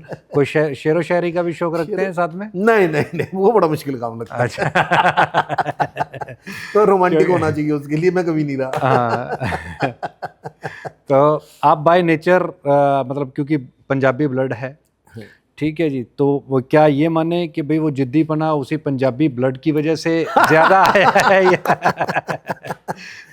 पंजाबी आदमी ये तो मानना पड़ेगा कि जो ठान लेता है उसे हमेशा करता है, इसमें तो कोई दो राय नहीं, इसमें कोई दो राय नहीं। लेकिन मैं अपने केस में ये मानता हूँ कि मैं पूरे खानदान में इकलौता लड़का था और जिद्दी बहुत था, और जो एक बार को सोच लिया। एक्चुअली मेरे चाचा जी के लड़का थोड़े दिनों बाद हुआ था, 10 साल 15 साल बाद हुआ था। अच्छा। तो 10-15 साल में पूरा खानदान में राज कराया मैंने। अच्छा। जो मुंह से निकल गया वो होना है, और जिद बिल्कुल ऐसे। तो जिद भी 2 तरह की होती है, पॉजिटिव या नेगेटिव। मेरे केस में थोड़ी सी पॉजिटिव चली गई कि जो चीज़ सोच लिया है करना है। तो उसके बाद कॉलेज डेज में जैसे मैच को हुआ, जीतना है तो जीतना है, मतलब क्लीन स्टिंग में जिद आ गई, मतलब या खेलना है, 6 घंटे की प्रैक्टिस करनी है तो करनी है, कुछ भी सोच लेते थे। तो वो जिद आगे चल के ये ट्रैफिक के अंदर ये क्यों नहीं हो रहा, भिड़ जाते थे। तो मैंने बताया पीछे से सपोर्ट मिल जाती थी तो वो भी काम हो गया, तो और हौसला बुलंद हुआ। तो ये समाज सेवा वगैरह ये सारी चीजें उस जिद पने की वजह से भी आई। तो मेरे केस में थोड़ा सा डिफरेंट रहा। और स्पोर्ट्स में जैसे मैंने बताया, मैं टेबल टेनिस चैंपियन था, देहरादून चैंपियन रहा, गढ़वाल रीजन चैंपियन, उसके बाद में यूपी शूपी भी खेला, नेशनल कोचिंग ली, फिर रोहिलखंड यूनिवर्सिटी चैंपियन रहा मैं अपने टाइम का, मुरादाबाद से मैंने BSc करी थी।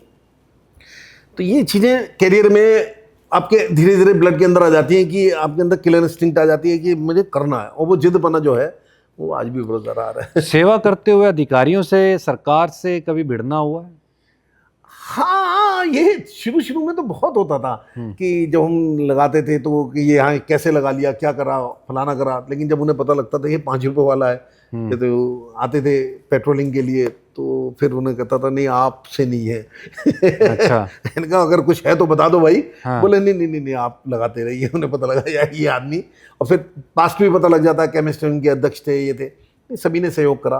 क्योंकि अगर ये पहली बार इंडिया में हो रहा था इस तरह का प्रयोग कि मैं 5 रुपए लेके किसी को खाना खिला रहा था, तो जिज्ञासा सी भी थी लोगों के अंदर कि यार ये क्यों कर रहा है। आज भी पूछते हैं क्यों कर रहा है भाई। कुछ लोग तो मजाक की बात है, एक साहब आए बोले यार इसमें लगता है कमाई बहुत मोटी होगी। हाँ, ये हर इंसान वो सोचता है जिसने कभी 2 रुपए डोनेशन नहीं दी होगी। नहीं, इसमें कई बार ये भी आता है कि भाई अच्छा इन्होंने कोई एनजीओ बना रखा होगा तो डोनेशन लेते होंगे, तो हाँ। डोनेशन से इनका वरना चल क्यों रहा करेगा ये होगा, आदमी? नहीं तो क्यों क्यों करेगा? करेगा। बिल्कुल। क्यों कर रहा है ये आदमी? तो अब आपने पूछा ना इरिटेशन, तो इरिटेशन नहीं होती इन सवालों से। मैंने कहा सर एक बात बताइए, यहाँ पर मैं एक कमर्शियल कॉम्प्लेक्स में दुकान लेके बैठा हूँ, या हर आदमी कमाने के लिए बैठा है ना, ये प्रॉपर्टी डीलर हैं, ये चश्मे वाले हैं, ये। बोले हाँ साहब, चलो मैंने भी कमाने के लिए बैठा हूँ, लेकिन मैं खिला तो रहा हूँ। ठीक बात है। कमाने के साथ मैं खिला रहा हूँ। और आपका सवाल है कि अब इसमें इनकम कितनी होती है? बहुत मोटी इनकम है, आप शुरू कर लीजिए। बोले यार मेहनत का काम है। अरे मैंने कहा साहब दुनिया मेहनत करके पैसा नहीं कमा पा रही है, मैं आपको तरीका बता रहा हूँ। तरीका बता रहे हैं, बिल्कुल। आप हर गली में लगवाइए, देखिए क्यों नहीं कर रहे। इसमें लेकिन कमाई है, इस बात से दोहराई नहीं है, लेकिन इसमें नेकी की कमाई है। नहीं है। अगर आप कमाई की सोच रहे हैं तो कमाई बिल्कुल भी नहीं है। नेकी की कमाई नहीं है। नहीं, हाँ नेकी की कमाई अगर हम उसे मानते हैं। हाँ। मैं उन चीजों को मैं अपनी मस्ती के लिए कर रहा हूँ। लोग मेरे से कहते हैं आप सोशल सर्विस, ये मैं फिर वही आपके माध्यम से कह रहा हूँ, अगर आप ये सोच रहे हैं कि मैं कोई समाज सेवा के लिए निकला हूं, बिल्कुल गलत। मैं यहाँ पे इसके माध्यम से लोगों को सिखा रहा हूँ सिविक सेंस। जो मैंने यहाँ पर, मेरा एम ये है, खाना तो मैंने उनको इसलिए दिया है कि तुम आओ। 500 आदमी मैंने सुधारे हैं वहां। वो आदमी इतने डिसिप्लिन्ड वे में गाड़ी लगाते हैं। अब आप ये लगाइए, जो 5 रुपए का सिक्का हाथ में रखता है, वो क्यों रखता है? ये मेरे को कहां से आया? जब पेट्रोल पंप पे जाते हैं, पूरा पेट्रोल भर जाता है, फिर आदमी जेब में हाथ डालता है, फिर कंगा निकालेगा, फिर उसके बाद अपना कार्ड देगा। अरे पीछे वाला खड़ा हुआ है यार, जब तेरा 2000 रुपए का पेट्रोल था, उसी टाइम तुम जब तक पेट्रोल पड़ रहा है या 500 रुपए का, तभी पेमेंट दीजिए। हाँ, ये चीज हमने देखी अपने यहाँ। तो आए, अगर वो चेंज है मेरी बराबर वाली दुकान पे रखी रहती है, अब वहां से चेंज लाइए, यहाँ कुछ नहीं होगा। तो सबके हाथ में 5 रुपए का सिक्का रहता है, डिसिप्लिन वे में लाइन लगती है। लाइन लगी हुई है, मेरे ख्याल स्कूल में आपने लगाई होगी, आजकल के तो स्कूलों में शायद लाइन भी नहीं लगती। नहीं लगती जी। वो लाइन मेंटेन करना, और वहाँ अपने आप ही लगाते हैं वहां पर, आप कभी आगे देखिए, सब प्रॉपर लाइन। तो ये चीजें मैंने समाज सेवा के साथ साथ उनको सिखाने के लिए कर रहा हूँ, सिविक सेंस। वो मैंने बताया ना, जो आपके दिल के अंदर भावना है कि मैं इसे कैसे बदलूं, यस, मैं बदलने की कोशिश कर रहा हूँ वहां पर, कि उनको वो चीजें देना चाह रहा हूँ। और मेरी सुनते भी हैं, इसलिए कि अगर आपको अच्छी चीज चाहिए, देखिए दाल चावल या रोटी, बाकी चीजें तो मेरी। आप ये मानते हैं कि जो आपने ये किया, चाहे मस्ती में किया, चाहे आपने आपकी मदर से आपने इंस्पायर होकर के किया, उनकी इच्छा थी कि आप ऐसा कुछ कर दीजिए, और उससे आपको इतना जरूर मिला और नाम भी मिला, ठीक है जी। और इसके साथ साथ में क्या आपको लगता है कि इसने आपको एक ऐसे लेवल पे पहुंचा दिया जहां पर आज आपको केंद्र की सरकार हो, राज्य की सरकार हो, तो वहां से भी आपको सम्मान इसी की बदौलत मिल रहा है, या कोई और वजह से मिल रहा है? नहीं, वजह तो यही है, आज की डेट में अनूप खन्ना जो पहचान है वो दादी की रसोई है, और कुछ नहीं है, इसमें कोई दो राय नहीं। और सबसे बड़ा सम्मान तो अभी G20 हुआ था, समिट जो हुआ था, उसमें पूना के लिए वर्ल्ड से 6 स्पीकर्स थे, उसमें एक मैं भी था। उसमें हमारा प्रोजेक्ट पूरा किस तरह से होता है, क्या होता है, सारा डिस्कस करा गया वहाँ पर।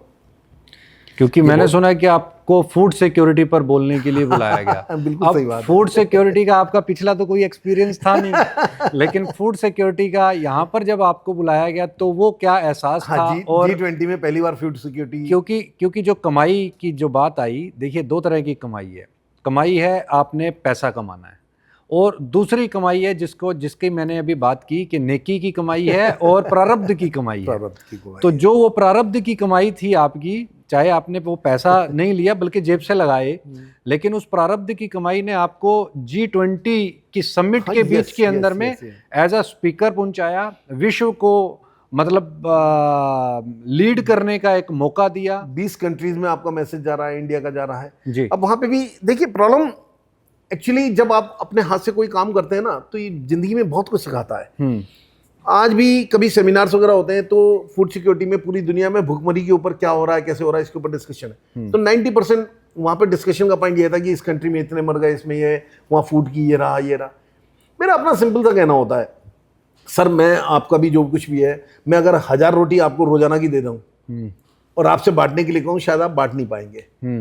तो सवाल रोटी का नहीं है, सवाल है डिस्ट्रीब्यूशन पॉलिसी क्या है आपकी। किसी भी कंट्री के अंदर कहीं पे भी, मैंने अपने वहां पे भी कहा था और हमेशा इस बात को मानता हूं, पूरी दुनिया में खाने की कमी कहीं किसी जगह कोई कमी नहीं है। महंगा सस्ता ये सारी चीजें हो सकती हैं, मतलब इतना खाना तो मिल ही जाएगा कि एक आदमी भूख से ना मरे, अगर आपकी डिस्ट्रीब्यूशन पॉलिसी सही है। तो जहाँ MIT यूनिवर्सिटी थी वहाँ की, पुणे की, वहाँ पर थे, तो मैंने वहाँ बोला था कि अगर यहाँ के सारे बच्चे एक एक रोटी ले आते हैं तो एक दिन बढ़ जाएंगी, दूसरे दिन फिर आपकी समस्या होगी बांटे कैसे। तो खाने की समस्या दूर करने के लिए हमारी डिस्ट्रीब्यूशन पॉलिसी बहुत ज़्यादा अच्छी होनी चाहिए। दादी की रसोई एक बहुत अच्छा मॉडल है कि जिसके अंदर हमने लोगों को, एक तो जगह पता है कि अगर मुझे भूख लगेगी मुझे कहाँ जाना है, पहली चीज़। दूसरी चीज़, चाहे जहाँ किसी भी कंट्री का आप एग्जाम्पल लेते हैं, क्या वहाँ पे 5 स्टार नहीं है, क्या वहाँ पे एम्बेसीज नहीं है, मतलब ऐसा तो नहीं है कि एक एक रोटी ना मिल सके। इंडिया का एग्जाम्पल जो है, मैंने वहाँ पे भी कहा, हमेशा कहता हूँ कि हमारे भारत में फूड सिक्योरिटी को लेके सबसे, आज से नहीं, हमारे दशकों पहले से ही लोगों ने बताया कि आपके घर में पहली रोटी गाय के लिए, आखिरी रोटी कुत्ते के लिए और चींटी के लिए आटा डालते हैं। आपने पार्क में देखा, चिड़ियों के लिए दाना अलग से जाता है। हर आदमी कहीं ना कहीं किसी जानवर के लिए, इसके लिए लगा रहता है। बिल्ली के लिए अलग से दूध डाल दिया, बिल्ली देगी। जहां आपका मन करता है कि ये कोई जानवर भी भूखा ना रहे, तो ये भावना अगर आपके अंदर बचपन से रहती है तो किसी भी कंट्री के अंदर कोई भी आदमी कभी भी भूखा नहीं रहेगा। तो अगर आपको किसी भी फार्मूले को, पूरी दुनिया में किसी जगह भूख मरी है, तो पहला फार्मूला तो भारतवर्ष का जो सनातनी हमारे तो यहाँ तो जगह जगह मंदिरों के अंदर, गुरुद्वारों के अंदर में लंगर चलते ही हैं, दिन रात लंगर चलते हैं, वहां पे भी चलते हैं, बाहर भी अगर देखा जाए। तो मेरा यही, वहां पर अभी आपको सुन के अच्छा लगेगा कि अभी ब्राज़ील में जो होने जा रहा है G20 समिट, उसमें ये तो इस टाइम इंट्रोडक्टरी था हमारा, ये जो फूड सिक्योरिटी, उसमें मेन चैप्टर की तरह से एक्सेप्ट करा गया है। तो वहाँ पर और इसके ऊपर फर्दर डिस्कशन होंगे। ओके। और दादी की रसोई का मॉडल, जितने G20 में लोग आए थे सबने बहुत ज़्यादा अप्रिशिएट करा था। भाई सिंपल सी बात है, हमने कोई, मैंने बताया ना, रॉकेट दादी की रसोई का मॉडल क्या प्रेजेंट किया आपने? ये मॉडल क्या, मेरा ये कहना कि कम्युनिटी, अगर आपके हर एक से एक एक रोटी भी लेके आपने वहाँ पे एक जगह निश्चित कर दिए। देखिए मेरे क्या है इसके अंदर, कपड़े आपके पास पुराने हो जाते हैं, आपने वहाँ रख दिए, अगर आपके अच्छी कंडीशंस के हैं, मन से उतर जाते हैं तो फटते तो है नहीं, ब्रांडेड कपड़े, तो वो सारे आपने वहाँ रख दिए। शादी के लहंगे वगैरह, जो शेरवानी वगैरह एक बार पहनता है शादी में, 1-1 लाख 1.5 लाख के, हर बार शादी में फिर वो बना के मेरे पास ही आ जाते हैं जो मुझे जानते हैं। मैं हर एक से कहता हूँ मेरे से ले जाओ, अल्टर करा लो भाई। शादी में एक दिन के लिए 1.5 लाख रुपए खर्च करना कहाँ की समझदारी है? तो अच्छी चीज ले लो, कहीं घूमने चले जाओ 1.5 लाख रुपए से, तुम इकोनॉमी में जा रहा हो, फर्स्ट क्लास में जाओ उस पैसे से। कहीं क्रिएटिव कुछ तो करो ना। अब आपने वो वेस्ट कर दिया तो मेरे पास 35-40 लहंगे कुर्ते हो गए। तो अब ये चीजें मैंने वहां पर डिस्कस करके बताई उनको कि ये इजी मॉडल्स हैं। जिस जगह भुखमरी की समस्या है, आपने कोई जगह निश्चित कर दी कि इसी भूखे को खाना चाहिए, तो यहाँ पर आप कर सकते हैं। 1-2 लोग वॉलंटियर्स आ जाए या हमारे जैसा कोई है, लेकिन करे आदमी दिल से वहाँ पर उस चीज़ को, तो कोई मुश्किल काम नहीं है। इस तरह से डिस्ट्रीब्यूशन अगर पॉलिसी आपकी सही है तो कोई किसी कंट्री में कभी भूखा रह ही नहीं सकता। डिस्ट्रीब्यूशन तो एक अलग चीज़ हुई। आपने कहा कि भाई जो दादी की रसोई है, लोगों को ये पता है कि भाई यहाँ से खाना मिलेगा, ठीक है जी। ये तो बात हुई कि आप यहाँ नोएडा के अंदर में इसको चला रहे हो, ठीक है, और नोएडा के एक स्पेसिफिक एरिया में आप इसको चला रहे हो। अगर यहीं से 20 किलोमीटर दूर, 25 किलोमीटर दूर ग्रेटर नोएडा की तरफ चला जाया जाए, यहाँ से अगर दिल्ली की तरफ चला जाया जाए, अगर यहाँ से थोड़ा सा दूर और 200-300 किलोमीटर बाहर निकल जाया जाए, वहाँ के लोगों को तो दादी की रसोई वहाँ पर अवेलेबल नहीं है। हाँ, वो डिस्ट्रीब्यूशन नेटवर्क और वो डिस्ट्रीब्यूशन चैनल कैसे खड़ा हो? देखिए जब मैंने शुरुआत करी थी तब तो ये कह सकते थे। आज नोएडा में ही कम से कम 10 या 12 जगह लग रहा है। नोएडा अथॉरिटी ने शुरू करा है अभी रिसेंटली, ठीक है, उन्होंने भी शुरू करा। देखिए ये माउथ पब्लिसिटी और एक दूसरे को देख के लोग करते हैं। ये मैं उन कंट्रीज की बात कर रहा हूँ जहाँ पर G20 में जो हम लोगों ने डिस्कस करा था, वहाँ पर ये हुआ था कि एक कंट्री में कितने मर जाते होंगे 5,000, 10,000, 20,000 एक कंट्री के हिसाब से बहुत लंबी चौड़ी वो नहीं है कि अगर उनको 2-2 रोटी भी मिल जाती तो शायद मरते नहीं, ये मान के चलिए आप। मतलब वो फिगर दिखने में आपको लग रही है बहुत ज्यादा, लेकिन कंट्री के हिसाब से बहुत बड़ी फिगर नहीं है। हाँ। कि अगर वो कंट्री 20,000 आदमी को भी खाना नहीं दे पा रही तो या तो करप्शन बहुत ज्यादा है वहां पर ऐसा नहीं हो सकता। बिल्कुल। तो उनका तो ध्यान रखा ही जा सकता है, उनके लिए डिस्ट्रीब्यूशन पॉलिसी कुछ ना कुछ बनाई जा सकती है जिसकी वजह से डेथ ना हो एटलीस्ट। क्या आपको लगता है कि भारत की इंटरनेशनल मार्केट के अंदर ना इमेज ही ऐसी बना दी, क्योंकि वो जो फोटोएं खींचते थे फटे हुए कपड़ों में हैं, और पहले मोदी जी के आने के बाद ये 10 साल 15 साल के बाद में ये सब नहीं है। नहीं, अभी भी हम देखते हैं कि वो चांदनी चौक पर जा करके जो खारी तो बावली ढूंढना का पड़ता जो है। एरिया है, अब तो उन्हें ढूंढना पड़ता है हाँ। कि ये कोई मिल जाए उसकी फोटो खींच ले। हाँ, या फिर रेड लाइट के ऊपर पे कोई अगर मान लीजिए कि मांगने वाला है तो उसकी फोटो खींची, फिर दिखा दिया कि वैसे ये तो भारत आप है। फोटो खींच लें, मैं अभी जापान भी होके आया हूँ, वहां पे भी मुझे ऐसे लोग मिले, हाँ। इवन स्विट्जरलैंड में मिल गए थे। अच्छा। मतलब ऐसा नहीं है, ऐसे लोग जो एक्चुअली जो ड्रग एडिक्ट होते हैं वहां पे वो ऐसी हालत में मिलते हैं वहां पर, आप किसी भी विदेश में चले जाए। हाँ। तो आप किसको कैसे प्रेजेंट कर रहे हैं वो अपने अपने हिसाब से होता है। बट मैं इन चीज़ों को कहता हूँ भारत में अब ऐसा नहीं है। इवन अगर आप गौर से देखें तो जो आपका बाहर मेरा गाड़ी साफ करता है वही हमारे यहाँ प्रेस भी लगाता है। तो एक दिन मैं जस्ट कैलकुलेट कर रहा था, तो कोई छोटा मोटा जो सर्विस करता है उससे ज़्यादा कमाता है वो। बिल्कुल। अगर आप गौर करेंगे उसने कितनी गाड़ियां करता है, कितना करता है, और उसका मेंटेनेंस का नहीं है खर्चा। जो नौकरी कर रहा है उसको पेट्रोल का भी देखना है, मकान का भी देखना है, इसका भी देखना है। अच्छा, उसको इनकम टैक्स भी नहीं भरना। उसको इनकम टैक्स भी नहीं है। तो भारत में स्थिति बहुत बदली है, बहुत ज्यादा बदली है। और कहने के लिए तो है कि रोजगार नहीं है, वो पॉलिटिशियंस अपने हिसाब से कहते हैं। बट अब मुझे तो एंड्रॉयड फोन के अलावा किसी का फोन ही नहीं दिखता। मेरी मेट आती है वो भी अपने लगी हुई है। वो पुराने वाले काले छोटे फोन कहाँ हैं अब, किसी के पास नहीं है। सभी के पास स्मार्टफोन्स हैं। सबके पास स्मार्टफोन है। बिल्कुल। कहाँ से भाई, अगर ऐसी और एक छोड़िए, और सबके पास टीवी, 2 नंबर है। हाँ। मतलब एक प्राइवेट, मतलब हमारे पास हो, आपके पास हो, समझ में आ रहा है। हाँ। उनके पास भी, मैंने कहा तुम्हारे पास 2 नंबर बोले रखने पड़ते हैं। मतलब कहाँ है, मतलब लगता है फिर कहने के लिए अच्छा है कि साहब बेरोजगारी है, ये है, इतने लोग ऐसे, इतने लोग ऐसे। हाँ, बेरोजगारी, सरकारी नौकरी लोग चाहते हैं। जब आपने ग्रेजुएशन क्लियर किया, बीएससी किया आपने, उस समय पर भारत कैसा था और आज भारत को कहाँ देखते हो आप? उस समय मतलब हमें कभी ऐसा लगा नहीं कि नौकरी की, इसकी, मतलब मैं अपनी बात करूं, अगर हमें जैसे आजकल के बच्चे बिल्कुल होता है कि हम क्या करेंगे, मतलब बहुत ज़्यादा इच्छाएं भी नहीं रहती। वो मेरा बेटा भी कई बार कहता है, पापा आपके ज़माने में कोई अमीर भी होते थे क्या? सब आपके बाद में, हमारे पिताजी ऐसे थे, उन्होंने साइकिल पे चले, उन्होंने, बोले जिससे भी बात करो, क्योंकि हमारी ज़रूरतें ऐसी थी नहीं। जितनी ज़रूरत थी उस हिसाब से भरपूर पैसा मिलता था और ना ही इतने खर्चे थे। तो मस्ती के साथ होता था। मेरे को याद है मेरे 2,500 या 3,000 रुपये से मेरे को 78 में, 77-78 में जब मेरी नौकरी लगी थी, 2,500 रुपये की लगी थी, और मतलब लेविश। 2,500 उस समय पर बहुत होते थे। मस्ती के साथ में स्कूटर खरीदा था हमने सेकेंड हैंड, तो मतलब वो भी एक लग्जरी थी। साइकिल होती थी पहले, तो साइकिल भी लग्जरी में आती थी कॉलेज जाने में, बट स्कूटर लिया वो भी। तो आई मीन जरूरत उसी हिसाब से बढ़ती चली जा रही है। अब हमारी एज में जब अब आते हैं, और आपने सवाल करा, तो अब जैसे बेटा है तो मोब्लैंक का पेन ला के दे दिया उसने मुझे। मैंने कहा ये क्या है? बोले पापा बड़ा अच्छा पेन है, आपके ऊपर अच्छा लगेगा। मैंने कहा इसकी मेरे को पहचान ही नहीं। मैं पहले दिन दुकान लाया अपने ऑफिस, तो वहाँ लड़कों ने को दिखाया। मैंने कहा भाई तो कितने का होगा? बोले 500 रुपये का तो होना चाहिए। मैंने कहा बेटे इसमें फिगर और जोड़ दो। तो हमसे यूज ही नहीं हुआ वो। ये फर्क आ गया कि हमें तो वही अपना पुराना पेन आज भी अच्छा लगता है। अब पर्स देखिए उन लोगों के, बच्चों के आजकल के, सारे वो बढ़िया बढ़िया पर्स अपने जेब में रखोगे। तो ये जो बदलाव है इसको आप पॉजिटिव मानते हो या क्या है?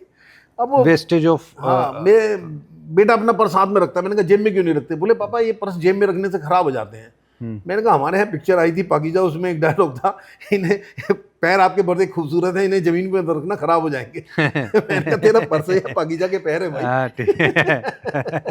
तो ये बदलाव यही है। हाँ। हमारे जमाने में जिन पैरों को कहते थे आजकल पर्स को कहते हैं लोग की खराब हो जाएगी। हाँ, ठीक बात है।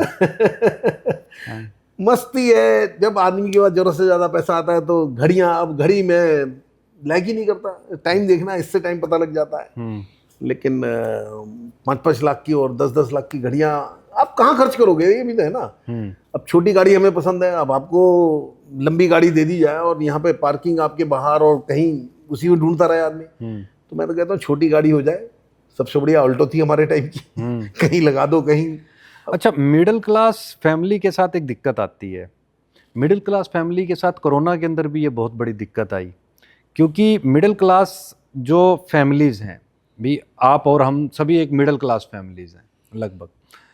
मिडिल क्लास फैमिली के साथ ये दिक्कत आती है कि अगर वो परेशानी के अंदर है तो वो शायद झिझकेगा कि मैं यार 5 रुपए वाली थाली खाने जाऊंगा, ठीक है, तो आसपास के लोग जब मुझे देखेंगे तो उनके दिमाग के अंदर में एक बड़ी पिक्चर बनेगी और मैं शायद उसको फेस नहीं कर पाऊँ। कोरोना के समय पर ऐसे बहुत सारे उदाहरण आए कि भाई ठीक है, लोगों ने नीचे जो तबका था, गरीब जो लोग थे, उनको बांटा, वो लोग लेने भी चले जाते थे, लेकिन मिडिल क्लास फैमिलीज़ ने कभी किसी के आगे उस समय पर भी, उस बुरे दौर के अंदर भी हाथ नहीं फैलाए। क्या इस तरीके के आपके आसपास की सोसाइटी के अंदर में ऐसे क्या बहुत सारे उदाहरण नहीं मिलते होंगे कि यार ये मिडिल क्लास फैमिली है, लेकिन ये गुरूर जो आपने कहा ना, स्वाभिमान, भाई 5 रुपए में आपने सामने वाले को तो ये एहसास करवाया कि यार 5 रुपए में मैं तेरे को ये दे रहा हूँ, फ्री नहीं दे रहा, ताकि तेरा स्वाभिमान जिंदा रहे। लेकिन वो 5 रुपए का जो स्वाभिमान है वो मिडिल क्लास वाला आदमी खरीद नहीं सकता। उसको आप किस नज़र से देखते हैं? मैं हर एक से कहता हूँ ये बात कि आप जैसे हैं ना, उसे दिखाने में कोई शर्म मत करो आप। सन 2000 के आसपास की बात है, मेरे खर्चे थे, मेरे नुकसान बहुत हुए थे बिजनेस में, तो मुझे गाड़ी भी होती थी मेरे पास में, तो पहले तो सबसे पहले दिन मैंने अपनी गाड़ी बेची और स्कूटर खरीदा। ये भी है कि जिस टाइम गाड़ी बेची थी 1,05,000 की बिकी थी मेरी, उस टाइम 25,000 रुपए का स्कूटर आता था। अट्टा में जाके हाथ के हाथ खरीदा और उस स्कूटर से घर आया मैं। घर में उस दिन रात में बड़ा अजीब सा माहौल था, मिसेज भी, पापा मम्मी सब अजीब सा, जिस पूरा चारों तरफ सन्नाटा, बच्चे भी बिल्कुल बिल्कुल। मैं सिंपल सा था, मैंने कहा देखो, मुझे असली और नकली की अब पहचान हो जाएगी। जो लोग मेरी गाड़ी वाड़ी के सोशल सर्किल में थे मेरे साथ, वो अलग हो जाए, अच्छा ही है। अगले दिन मैं स्कूटर पे निकला और लोगों ने पूछा, अरे खन्ना साहब गाड़ी? मैंने कहा यार बिक गई। बिक गई और बेचने में फर्क होता है। बेचता आदमी मर्जी से, बिकती मजबूरी में। बिल्कुल। तो मैंने हमेशा इस वर्ड का यूज करा, मैंने कहा बिक गई।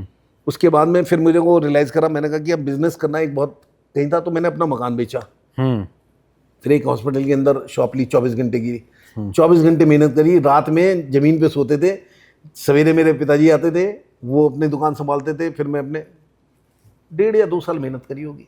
आपको अपने अंदर कॉन्फिडेंस होना चाहिए। दुनिया क्या कहेगी कहती रहे यार, क्या फर्क पड़ता है इसमें। आज मेरा बुरा दिन है, नोएडा के अंदर सब लोग जानते हैं, मैंने दूध भी बेचा, घी भी बेचा, पनीर भी, सब जानते हैं इस बात को। और जो पुराने लोग हैं, मतलब घर तक मैं दूध की थैली तक देने गया हूँ, कैन यू बिलीव इट। वो आज भी मेरे से कहते हैं, यार खन्ना जी आप बिल्कुल लॉटरी लग गई क्या? मैंने कहा लॉटरी का आएगी, जमीन से जुड़े, आपको जो काम कर रहे हैं उसमें शर्म किस बात की भाई? बिल्कुल। आप मुझे कोई पैसे नहीं देने आ रहे, मैं इस बात से शर्म कर रहा हूँ, दुनिया क्या कहेगी, वो 4 लोग क्या कहेंगे, कहते रहो भाई, ठीक बात है, मेरा घर थोड़ी चला दोगे आप लोग। तो बेसिक चीज ये मैं उनसे भी कहता था, हमेशा कहता रहा हूँ, आप जैसे हैं। और असली बात वही है कि साहब, जो मैंने मोब्लैंक का पेन वाली बात बताई, हमेशा कहता हूँ कि अगर आप मर्सिडीज से उतर रहे हैं और आप पे 70 रुपए की चप्पल है, तो जो उतर रहा है वो 70,000 की लगेगी। और आप साइकिल पे बैठ के जा रहे हैं 70,000 की चप्पल पहन के, तो मैं कहूँगा ये 70 रुपए की है। बिल्कुल ठीक बात है। तो किसको दिखा रहा हो? और अंग्रेजी वही बोलता है जिसे आती नहीं है। बिल्कुल। जिसे आती है वो क्यों बोलेगा? तो आप शो ऑफ के चक्कर में अपना आज मत खराब करो। किसके लिए भाई? जो ठीक है, आपने हर बड़े आदमी को देखा, वो कहावत भी है कि घना वृक्ष हमेशा नीचे झुकता है, ये वो सारे डायलॉग जो है वो इसीलिए है कि यार जब आपके पास सब कुछ है, आप किसको दिखा रहे हो? भगवान का दिया सब कुछ है, नहीं है तब भी कोई प्रश्न नहीं, इसमें कोई शर्म कभी भी नहीं। आप जैसे हैं, मैंने पहले इंटरव्यू की शुरुआत में कहा, आप जैसे हैं वैसे ही दिखने की कोशिश करिए और मस्ती के साथ जिंदगी जियो। क्या रखा है इसमें शान दिखाने की, मैं ये हूं, मैं वो हूं? अरे कुछ नहीं हूं यार। वाह बताइए आप, 100 साल की जिंदगी होती है एवरेज, जो कि घट के अब रह गई है 70-80 साल। 70-80 साल, बिल्कुल। जो आने वाली जनरेशन की हरकतें देख रहे हैं वो 50-60 साल में उतर रही है, अगर फिजिकल एक्सरसाइज वगैरह नहीं कर रहा है। तो यार इसको तो मस्ती से जी लो यार, इसमें भी आधी जिंदगी तुमने टेंशन में निकाल दी। क्यों यार, क्यों? मस्ती रहो, मस्त रहो, जो हो जैसे हो वैसे दिखाते रहो, और कभी किसी को धोखा मत दो, झूठ मत बोलो। क्योंकि वो चीज़ है ना जी, बहुत शौक था मुझे सभी को खुश रखने का, है। पता तब चला जब जरूरत पड़ने पर खुद को अकेला पाया है। तो साथ बहुत मुश्किल से देते हैं लोग, इसमें कोई दो राय नहीं। और अगर आप बहुत अच्छी पोजीशन पे हैं और आपके साथ भगवान ना करे कोई घटना होती है, कहना ये बहुत उड़ो रहा था, देखो बहुत सही हो गया। जब पतंग होती है ना तो बिल्कुल नीचे बिल्कुल खींचने वाले बहुत होते हैं। ठीक है, आप जो कर रहे हैं अपने दिल से कर रहे हैं, मस्ती से। इधर घोड़ा होता है ना, उसकी ये क्यों डाल देते हैं कि रोड पे देखता रहे भाई, सीधा देखना है, इधर उधर नहीं देखना है। वो अर्जुन को भी यही सिखाया गया था, चिड़िया की आंख देखना, बस तू इधर उधर देखा तो फिर। लेकिन अब बड़ी एक चीज़ विडंबना है, देखिए आप तो स्टूडेंट्स जो पेरेंट्स एसोसिएशन है उसके भी आप अध्यक्ष, अब बहुत सारे ऐसे केस आते होंगे, फीस इतनी इंक्रीज हो गई। हाँ, फीस 10,000 15,000 प्राइवेट स्कूलों की। नहीं, मैंने उस टाइम भी जो आंदोलन शुरू करा था 2009 की बात है, सबसे पहले भारतवर्ष में मैंने ही शुरू करा था वो। समस्या फीस की नहीं थी। हाँ, मैं कहता हूँ आप 50,000 रुपये फीस कर लीजिए, मेरी औकात होगी मैं एडमिशन लूंगा, नहीं होगी नहीं लूंगा। समस्या यहाँ शुरू हुई कि मेरी औकात थी, मेरी कैपेसिटी थी, मैं 5,000 रुपये महीना फीस दूँ। मैंने वो स्कूल सेलेक्ट करा अपनी सैलरी के हिसाब से, वहां पर बच्चे का एडमिशन हो गया। 2 साल बाद उसी स्कूल की 10,000 हो गई फीस। हाँ, ये गलत है। मेरी तनख्वाह बढ़ रही है 10%, फीस बढ़ रही है 50%, या वो गलत है। आप कोई सा भी फिक्स कर लीजिए, ठीक है। फैसिलिटी, हॉर्स राइडिंग सिखा रहे हैं पैसे तो लेंगे, स्विमिंग सिखा रहे हैं पैसे तो लेंगे। बड़े बड़े स्कूल हैं, जिस तरह की आप दे रहे हैं एजुकेशन लीजिए, मेरी हिम्मत होगी मैं जाऊंगा। प्रॉब्लम यह है कि अगर मैंने 2,000 वाला स्कूल सेलेक्ट करा है या 5,000 या 10,000, उसकी आपने 20,000 कर दी, ये गलत है। इनकी जो भी फीस रखी जाए 10% से ऊपर किसी स्कूल को अलाउ ना करा जाए गवर्नमेंट को। मेरी लड़ाई यहां से शुरू हुई थी। वो धीरे धीरे फिर मैंने PIL फाइल करी थी इलाहाबाद हाई कोर्ट वगैरह में, चलता रहा, केस हार गए थे, वो एक अलग चीज़ है। क्योंकि इंडिपेंडेंट लेवल पे कितना, मैंने उस टाइम भी किसी से 1 रुपया नहीं लिया था इन सारे कामों का। अच्छा अच्छा। हाँ, हमारे वकील साहब थे, उन्होंने भी फ्री ऑफ कॉस्ट मेरा केस लड़ा था। वोरा साहब थे। तो सबका कंट्रीब्यूशन, आप किसी भी अच्छे काम के लिए करते हैं, लोग अपने, मैंने बताया, सहयोग अपने आप मिलता है, तभी आप आगे बढ़ पाते हैं इस तरह से। तो पूरे देश के अंदर अब भी चल रहा है आंदोलन तो इस तरह का। और अब जैसे दवाई का काम चलता था, मेरी दवाइयों की दुकान थी, 2015 में हमने दादी की रसोई शुरू करी। उसी के 6 महीने बाद ही मुझे पता लगा कि प्रधानमंत्री भारतीय जनऔषधि केंद्र, आपके माध्यम से फिर बताना चाहूँगा ये बात, पूरे देश में इसकी 14,000 से ज़्यादा ब्रांचेस हैं। हर एक को एक बार इनकी दवाइयाँ जरूर ट्राई करनी चाहिए, गवर्नमेंट की है। अगर मार्केट में 400 रुपये की कोई चीज़ है तो बहुत सस्ती आपको 40 रुपये तक में मिल सकती है यहाँ से। ब्लड प्रेशर की, शुगर की, हार्ट की, मतलब जेनरिक मेडिसिन है। आपको पूरे दवा इंडिया के नहीं, दवा इंडिया अलग है, अलग है, वो अलग है। ये प्रधानमंत्री भारतीय जनऔषधि केंद्र, अच्छा, इनकी क्वालिटी मतलब आप आंख मीच के विश्वास कर सकते हैं। गवर्नमेंट का उसके अंदर वो देख के लें जिसके ऊपर भारतीय जनऔषधि केंद्र का मोहर लगी हो, स्टैंप लगी हो, ठीक है, स्टैंप। वरना तो जेनरिक पता नहीं कितनी है मार्केट में, उनकी कोई गारंटी मैं नहीं कहता हूँ, बट इनकी गारंटी आप मान सकते हैं आराम से। दवा इंडिया और प्रधानमंत्री वो प्राइवेट है और ये गवर्नमेंट की है। अच्छा, दवा इंडिया प्राइवेट है। प्राइवेट है, अच्छा, तो वो उनकी क्वालिटी वो बताएंगे। हाँ हाँ, हम लोग इसको डील कर रहे हैं तो हम इसको मानते हैं, ठीक है। और जैसे ही मुझे पता लगा कि ये बहुत अच्छी है, तो पूरे नोएडा के अंदर पहला काउंटर हमारा ही खुला था वो। अच्छा, उसके बाद में लोगों को ये था कि भाई इतनी सस्ती है, 400 रुपये का पत्ता हो, कहाँ 40 का, इसमें पता नहीं क्या हो। तो फिर मैंने लोगों को एजुकेट करना शुरू करा कि मान लीजिए आपका शुगर है, आप इसे खा के देखिए 2 दिन, शुगर नाप लो। हाँ ठीक, अगर ठीक आ रहा है तुम्हें क्या लेना देना, आम खाओ। हाँ गुटली काय को गिन रहा हो कितने की हाँ, है। ठीक है। इसी तरह से ब्लड प्रेशर की है, अगर आपने अभी खाया 2 दिन 3 दिन ट्राई करिए, लोगों ने कहा ये तो बहुत अच्छी है। धीरे धीरे नोएडा के अंदर इसके आज ऊपर वाले की कृपा से दवाइयों का भी है। तो वही रोटी कपड़ा और दवाई, 5 रुपए में खाना, 10 रुपए में कपड़े। कपड़े बेहतरीन होते हैं, लोग दूर दूर से आते हैं। अच्छा, अरे अब आप लेडीज के कपड़े, मजाक में कई बार कहता हूँ कि जिनकी 2 बार फोटो खिंच जाती है ना, वो कपड़े मेरे को शादी में अगर मेहंदी रात में किसी ने कोई पहन लिया तो अब तो दूसरी शादी में पहन ही नहीं पहन ही नहीं चाहिए। जाएगी। और इतनी महंगी महंगी चीज होती है, कई बार आती है, मैंने कहा मैडम इतना महंगा सामान मैं दूंगा किसे ये? कहती है अब तो मैं दोबारा तो पहनना नहीं है मैं। ठीक बात है।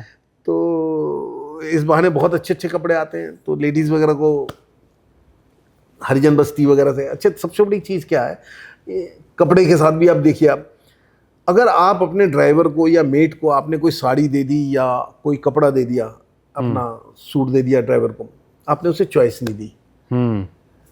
एक आम आदमी, एक लेडी कोई भी हरिजन बस्ती की है चाहे झुग्गी में भी, उसके दिल में भी रहती है कि मैं 4 चीजें में से एक पसंद कर लूं।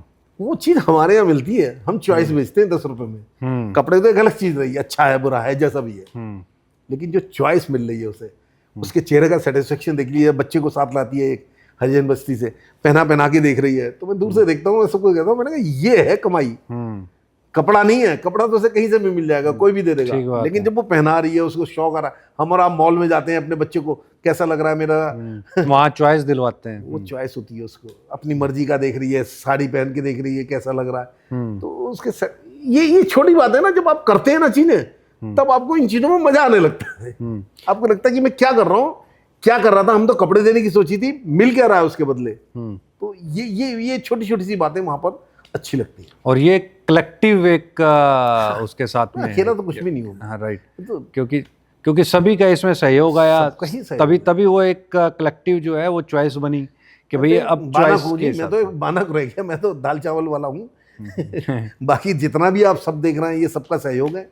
और हर एक के पीछे होता है, तो बहुत लोग हैं, आते हैं, कुछ कपड़े डाल जाते हैं, कुछ। अब एक साहब है 26 सेक्टर में रहते हैं, कभी नाम वगैरह बताने को मना करा हुआ है। जब भी घी खत्म होने को होता है, मैं उनको कहता हूँ तुम्हें कैसे पता लग जाता है? अच्छा। अपने आप 5-7 डिब्बे डाल के जाए। तो जब भी लड़के कहते हैं अंकल अब घी कल परसों में मंगाना पड़ेगा, तो देखा 1-2 दिन बाद मैंने कहा तुम्हें हमारे लड़के फोन करते हैं क्या? हंसते हैं वो भी। तो आई मीन ये कई बार होता है कि ऊपर वाला कैसे कर रहा है, या उनको आइडिया है कि इतने टाइम चलता है तो मुझे जाना चाहिए, ये सब ठीक। हाँ भाई, इतना हमेशा एक साइकिल बन गया कि इतने दिनों के अंदर में। अब जैसे अभी गर्मी बहुत हो रही थी, कैप्स हैं, मफलर है, ये अपने गमछे हैं, ये सब हमारे यहाँ फ्री दिए जाते हैं। तो देखिए कैप्स कितने, मेरी तरफ से कैप बांट देना खन्ना साहब। अब देखिए मैं अब धीरे धीरे उनको देखता हूँ जो आते हैं। अब आप ये देखिए, ये भी एक कहानी है, सबको कैप पहनाई पहले दिन, अगले दिन फिर बगैर कैप के आ गए। अच्छा। हम पहचान में तो आ नहीं लगी, इसको दिए नहीं दिए, उन्हें लगा ना यहाँ तो कैप भी मिल रही है, दोबारा फिर दे दी। तीसरे दिन मैंने कहा इनकी वीडियोग्राफी करी जाए सबकी। पता लगा एक आदमी 2-2 दिन। मैं कहा तुम्हें इसलिए दे रहा हूँ कि तुम गर्मी से बचो, तुम कैप के लालच में फिर गर्मी में ऐसे ही आ रहा हो। हाँ। तो फिर एजुकेट करा। मैंने कहा जो कैप में नहीं आएगा उसे खाना नहीं दूंगा। अब वो कैप लगा के आने शुरू हुए। अच्छा। तो मेरी डुप्लीकेसी बचनी चाहिए। अब इन हंसी मजाक के साथ में ये सब चल रहा है। तो वही अपने एक फैमिली टाइप का होता है सबको। ये सारी सर्दी में मंकी कैप्स बनाते हैं हम लोग, मफलर होता है, ग्लव्स होते हैं, सॉक्स होती हैं गरम, सबको देते हैं।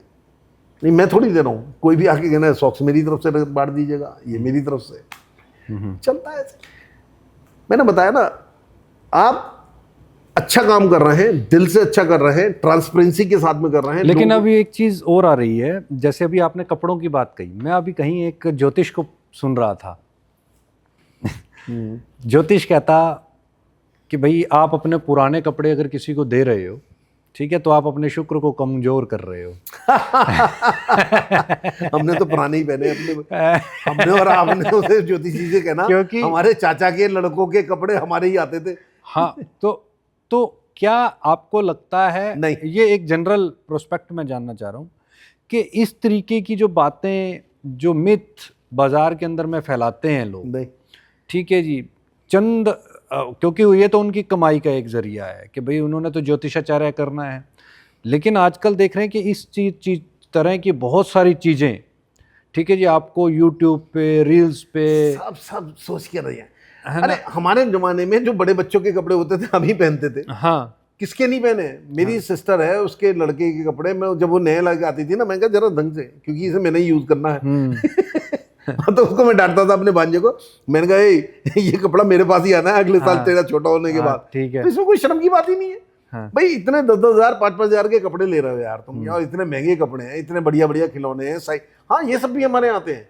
साइकिल दे गया कोई खिलौने आप सोच नहीं सकते कितने बढ़िया बढ़िया महंगे महंगे। अच्छा, वो भी देते हैं बच्चों को 10-10 रुपए में, और खुशी ले जाते हैं बच्चे।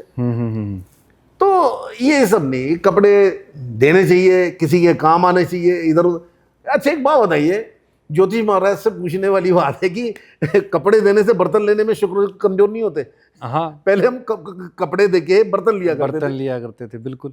अब तो बर्तन वाला भी नहीं आता ना। हाँ, अब नहीं, मेरे अलावा कोई साधन नहीं, आपको मुझे ही देने पड़ेंगे। इन सारी चीजों के ऊपर पे आप लोगों का भी जो भी पॉइंट ऑफ व्यू हो, जहां पर भी आपको लगता हो, इस वीडियो पर जरूर आप कमेंट कीजिएगा, अपना पॉइंट ऑफ व्यू भी जरूर रखिएगा, क्योंकि इस पॉडकास्ट का नाम इसीलिए पॉइंट ऑफ व्यू है कि सभी इसके बीच के अंदर में अपना पॉइंट ऑफ व्यू इस चर्चा के अंदर में भागीदार हो सकते हैं। अब आप ब्राजील जाएंगे? नहीं जाऊंगा, ये बुलाने के ऊपर है। लेकिन हाँ, हमारा उन्होंने एक्सेप्ट करा है। अच्छा, मेरे पास मेल आया है कि आपका ये जो मॉडल है ये अच्छा मॉडल है। अच्छा मॉडल है। क्या आपको लगता है कि ये जो दादी की रसोई है, केवल नोएडा से इसको और थोड़ा सा इसको बड़ा किया जाए, इसके साइज को और बड़ा किया जाए? और ये जो हमारा है वैसे ऑल ओवर वर्ल्ड है इस समय। अच्छा, सबको पूरी दुनिया में लाखों करोड़ों फॉलोअर्स हैं, इसमें कोई दो राय नहीं। और किसी भी कंट्री जाते हैं तो जैसे सिंगापुर भी या कहीं भी, सब लोग हमारे वीडियोस देखे होते हैं। अच्छा, इंडिया की एक खासियत होती है। हाँ। तो ये पॉपुलर तो उस तरह से बहुत है कंसेप्ट। अब सवाल आता है कि मैं इसे कितना बढ़ा सकता हूँ। तो लोग मेरे से जब कहते हैं तो मैं हमेशा वही कहता हूँ, इसमें रॉकेट साइंस नहीं है। आप कुक लीजिए, खाना बनाइए, बांट दीजिए। इसमें दादी की रसोई, किसी ने मेरे से कहा कि हम दादी की रसोई नाम रख सकते हैं। नाम में क्या रखा है? चाचा की रसोई, ताऊ की रसोई, घरवाले की रसोई, कोई भी नाम रख दीजिए। हाँ, ठीक बात। तो नाम में क्या रखा है? खाना हलवाई ने बनाना है, कुक ने बनाना है, आपने बांटना है।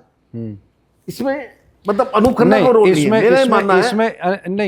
इसमें मेरा कहने का और पूछने का तात्पर्य क्या है, जैसे हम देखते हैं कि एक कोई मठ बना, या एक जैसे इस्कॉन का, मैं आपको क्लियर करना चाह रहा हूँ जो आप कहना चाह रहे हैं, मैं शायद मैं समझ रहा हूँ। अनूप खन्ना अपने आप को फेमस नहीं होने देना चाह रहा। अनूप खन्ना मर जाए, ये कंसेप्ट यहीं खत्म। और अगर आपने भी शुरू करा है, आपने भी शुरू करा है, आपने भी करा है, इसकी 4000 ब्रांचेस हैं, उनकी 40,000 ब्रांचेस हैं अपने अपने नामों से, तो वो जिंदगी में खत्म नहीं होगा। मेरा एम वो है। जैसे अभी इस्कॉन की हम बात करें, या इस्कॉन के साथ में अदर मठ्स की अगर हम बात करें, बहुत सारे वो हैं, तो वो चलते हैं, लगातार ही चलते हैं। जैसे निरंकारी है, ठीक है जी, राधा स्वामी है, तो वो पीढ़ियां दर पीढ़ी वो चलती आ रही है, वो प्रथा भी चलती आ रही है, वो मैं लोगों को ये कहता हूँ कि आप अपने अपने, जैसे मैं एक और इसके साथ में जोड़ना चाहूँगा। जब मेरी मदर की डेथ से पहले उन्होंने एक विल करी थी, मेरे से कहा था कि उनकी डेथ के बाद उनकी चिता की राख किसी पेड़ में जरूर डाल देना, उस पेड़ की तुम पूजा करना। अच्छा, ठीक है। उस पेड़ को हमेशा जल देते रहना। ये बहुत बड़ा भाव है जी। इस भाव से आप कम से कम उस पेड़ को ध्यान रखोगे। अब बताइए, ये जो आज आप देख रहे हैं, पेड़ लगाने सब चले जाते हैं, उसका ध्यान कोई नहीं रखता। कोई नहीं रखता, बिल्कुल। उस पेड़ को आप जिंदगी भर, वो आपके खानदान का पेड़ माना जाएगा, आप हमेशा सेवा करेंगे। तो आप अपने तक तो सीमित हो गए ना। अब आप कहें कि ये कंसेप्ट में जंगल की तरह से डेवलप कर दूं, तो ये बहुत हर एक के लिए पॉसिबल नहीं है। मेरा अपना मानना है कि मैं जो काम कर रहा हूं, बहुत, मैंने पहले 2 काउंटर और भी लगाए थे यहाँ पर नोएडा में। अच्छा। लेकिन मुझे सुबह 9 बजे से निकलना पड़ता था, और फिर एज फैक्टर भी आ रहा था, फिर मेरे को यहीं पर इतनी फुर्सत नहीं मिलती। और ये इसमें फूड क्वालिटी का बहुत बड़ा रोल है। अगर मैं हल्दीराम या उनकी जैसे सबकी एक जैसी क्वालिटी होती है, उसके लिए फिर उस हिसाब से मैनेजर्स रखो। अब जैसे मान लीजिए ATC ATG वगैरह का ये सब क्यों नहीं ले रखे मैंने, फिर एक अच्छा ATG ATC आपने नहीं लिए? मैंने कहा दान हमेशा चल के देना चाहिए, मांगी भी जाती है, हमें चाहिए भी नहीं, इतने पैसे चाहिए ही नहीं हमें। प्रॉब्लम ये है कि बस अकाउंटेंट रखना, उसके बाद में अकाउंटेंसी करनी शुरू करो। अब इतना आता ही नहीं, कोई भी आके कभी भी चेक कर ले, कोई चिंता ही नहीं। इधर आया, इधर सुबह आया, शाम खत्म कहानी।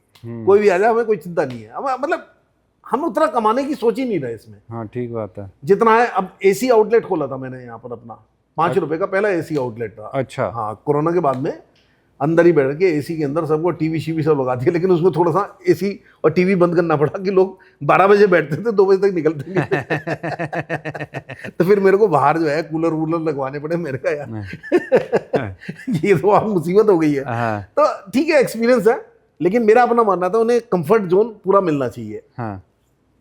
तो ज़्यादा जगह करने में आपको बहुत सारी चीज़ें उसका कंट्रोल करना, फिर इसी में फिर मैं कहीं आने जाने लायक नहीं रहूँगा। तो मैंने बताया ना, मस्ती के साथ करना चाह रहा हूँ। जो मैं काम कर रहा हूँ मुझे इतना बड़ा भी नहीं सोचना। हाँ, ये है, इसके माध्यम से मैं जो सीख दे सकता हूँ, जो अब मेरे को मोटिवेशनल टॉक्स के लिए बिट्स पिलानी या सेंट जेवियर्स वगैरह यहाँ पे भी बिरला इंस्टीट्यूट में भी लाया गया था।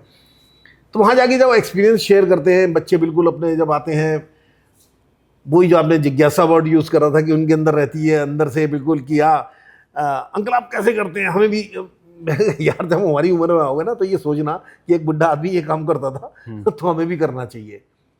मैं पार्क में बैठ के ये सारी चीज़ें नहीं कर सकता जो मेरा 60-65 साल 70 साल का एक्सपीरियंस होने जा रहा है, उसमें ये नहीं कर सकता। सरकार ये नहीं कर रही, सरकार ये नहीं कर रही, हमारे पास भी तो एक्सपीरियंस है यार। ठीक बात है। क्यों नहीं शेयर करते, क्यों नहीं इन बच्चों से कहते कि ऐसा करना। आप कभी पार्क में आइए तो मेरी मिसेज भी कहती है आप खाली नहीं। अब वो बच्चे खेल रहे हैं, एक सिगरेट पी रहा था कोने में, मैं इधर भाई, एक तो ये पार्क है, तेरी उम्र नहीं, तेरा ये नहीं, और तुम। अब वो मिसेज कहने लगी आपको कुछ सूझता ही नहीं। तीसरे चौथे दिन ही बच्चे खेल रहे थे, वो कहने लगे अंकल वो देखिए वहां पर छुप के पी रहा है। वो मुझसे शिकायत करने लग गए जैसे मैं उनका हेडमास्टर हूँ। मैंने उसे बुलाया, मैं आज के बाद में दिखाई दिया ना तो वो डरने लग गया। तो अब वो आता अंकल नमस्ते, अपने हाथ दिखाता, मैं सिगरेट नहीं पी रहा हूँ। मैंने कहा ये फर्क है। मिसेज को बोला, मैंने कहा आप क्यों नहीं बता रहे हैं कि ये गलत कर रहा हूँ। अब गलत भी कर रहा हो तो सारा आंखों के शर्म तो करो कि कोई बुढ़ा आदमी कोई जा रहा है, तुम्हारे बुजुर्ग जा रहे हैं, तो उनके सामने फूफा ऐसे कैसे कर लेगा भाई तुम। तो जब स्कूल के अंदर में आप मोटिवेशन देने के लिए जाते हैं तो किस तरीके के बच्चों के सवाल आते हैं? सवाल सबसे बड़ा यही कहते हैं आप जैसे लोग राजनीति में क्यों नहीं आते, पॉलिटिक्स में आना चाहिए। मैं तो एक बार मैंने पॉलिटिक्स भी ट्राई करी है। दोबारा भी करनी चाहिए। नहीं, मैंने इस बार वो भी इसीलिए करी थी कि जैसे आप जैसे मित्र हैं हमारे, बैठे थे, डिस्कशन हो रहा था, बोले अच्छे लोग चुनाव नहीं लड़ते।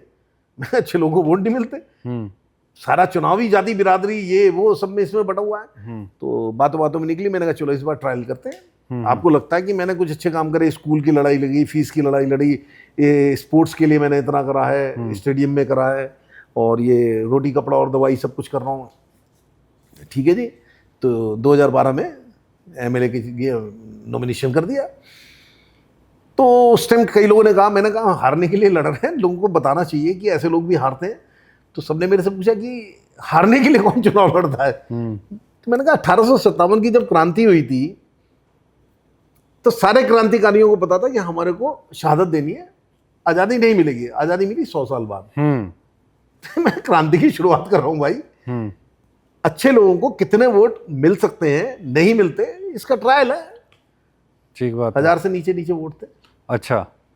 जुग्गियों से एक साहब खड़े हुए थे, वो 2500 वोट थे, सबके मेरे से ज्यादा थे।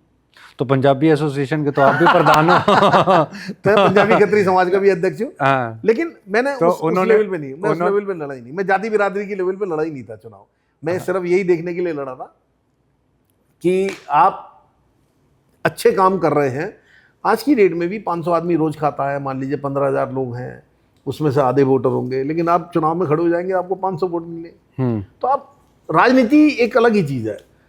हम जो काम कर रहे हैं, अब आपने देखा सारी सरकारों को मजबूर हो गए, कोई 10 रुपए में कर रहा है, कोई दिल्ली में गौतम गंभीर जी ने बहुत अच्छा काम करा था, 1 रुपए में उन्होंने खाना दिया था। बिल्कुल बिल्कुल। तो लोग कहाँ से कंसेप्ट आया। तो मैं अपनी जीत यही मान रहा हूँ कि हमें देख के आज भी हम 5 रुपए में दे रहे हैं, सरकारें 10 रुपए में दे रही है। मैं इसको भी इसलिए कह रहा हूं कि आपको भी 5 रुपए में करना चाहिए। भी एक अनूप खन्ना जैसा छोटा सा आदमी, अदना सा आदमी 5 रुपए में दे रहा है, तो आप सरकार के मालिक हो गए तो आपको तो 5 की जगह 2.5 रुपए में देना चाहिए। बिल्कुल। बट आदमी को मोटिवेट करने के लिए, आप नहीं करोगे तो हम करेंगे, आपको मजबूर करेंगे इस काम को करने के लिए। इस काम को करने के लिए वही जज्बा होना चाहिए, वो स्पिरिट होनी चाहिए। और कहीं तो शुरू करें ना।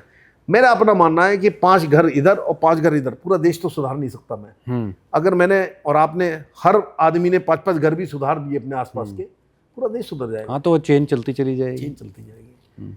तो ये मार्केटिंग की जैसे चेन होती है ना, वो मार्केटिंग की चेन बनाने की कोशिश में हूँ, हाँ, मस्ती के साथ। हाँ, टेंशन मत लो। बिल्कुल। और पॉलिटिशियन हमेशा टेंशन में रहता है, हमें कोई टेंशन ही नहीं है। वो लालच नहीं है, वो ग्रीड नहीं है। हाँ, शायद वहाँ पे कुछ और फैक्टर्स काम करते हैं, यहाँ पे एक फैक्टर काम करता है कि आपने तो समाज के लिए करना है।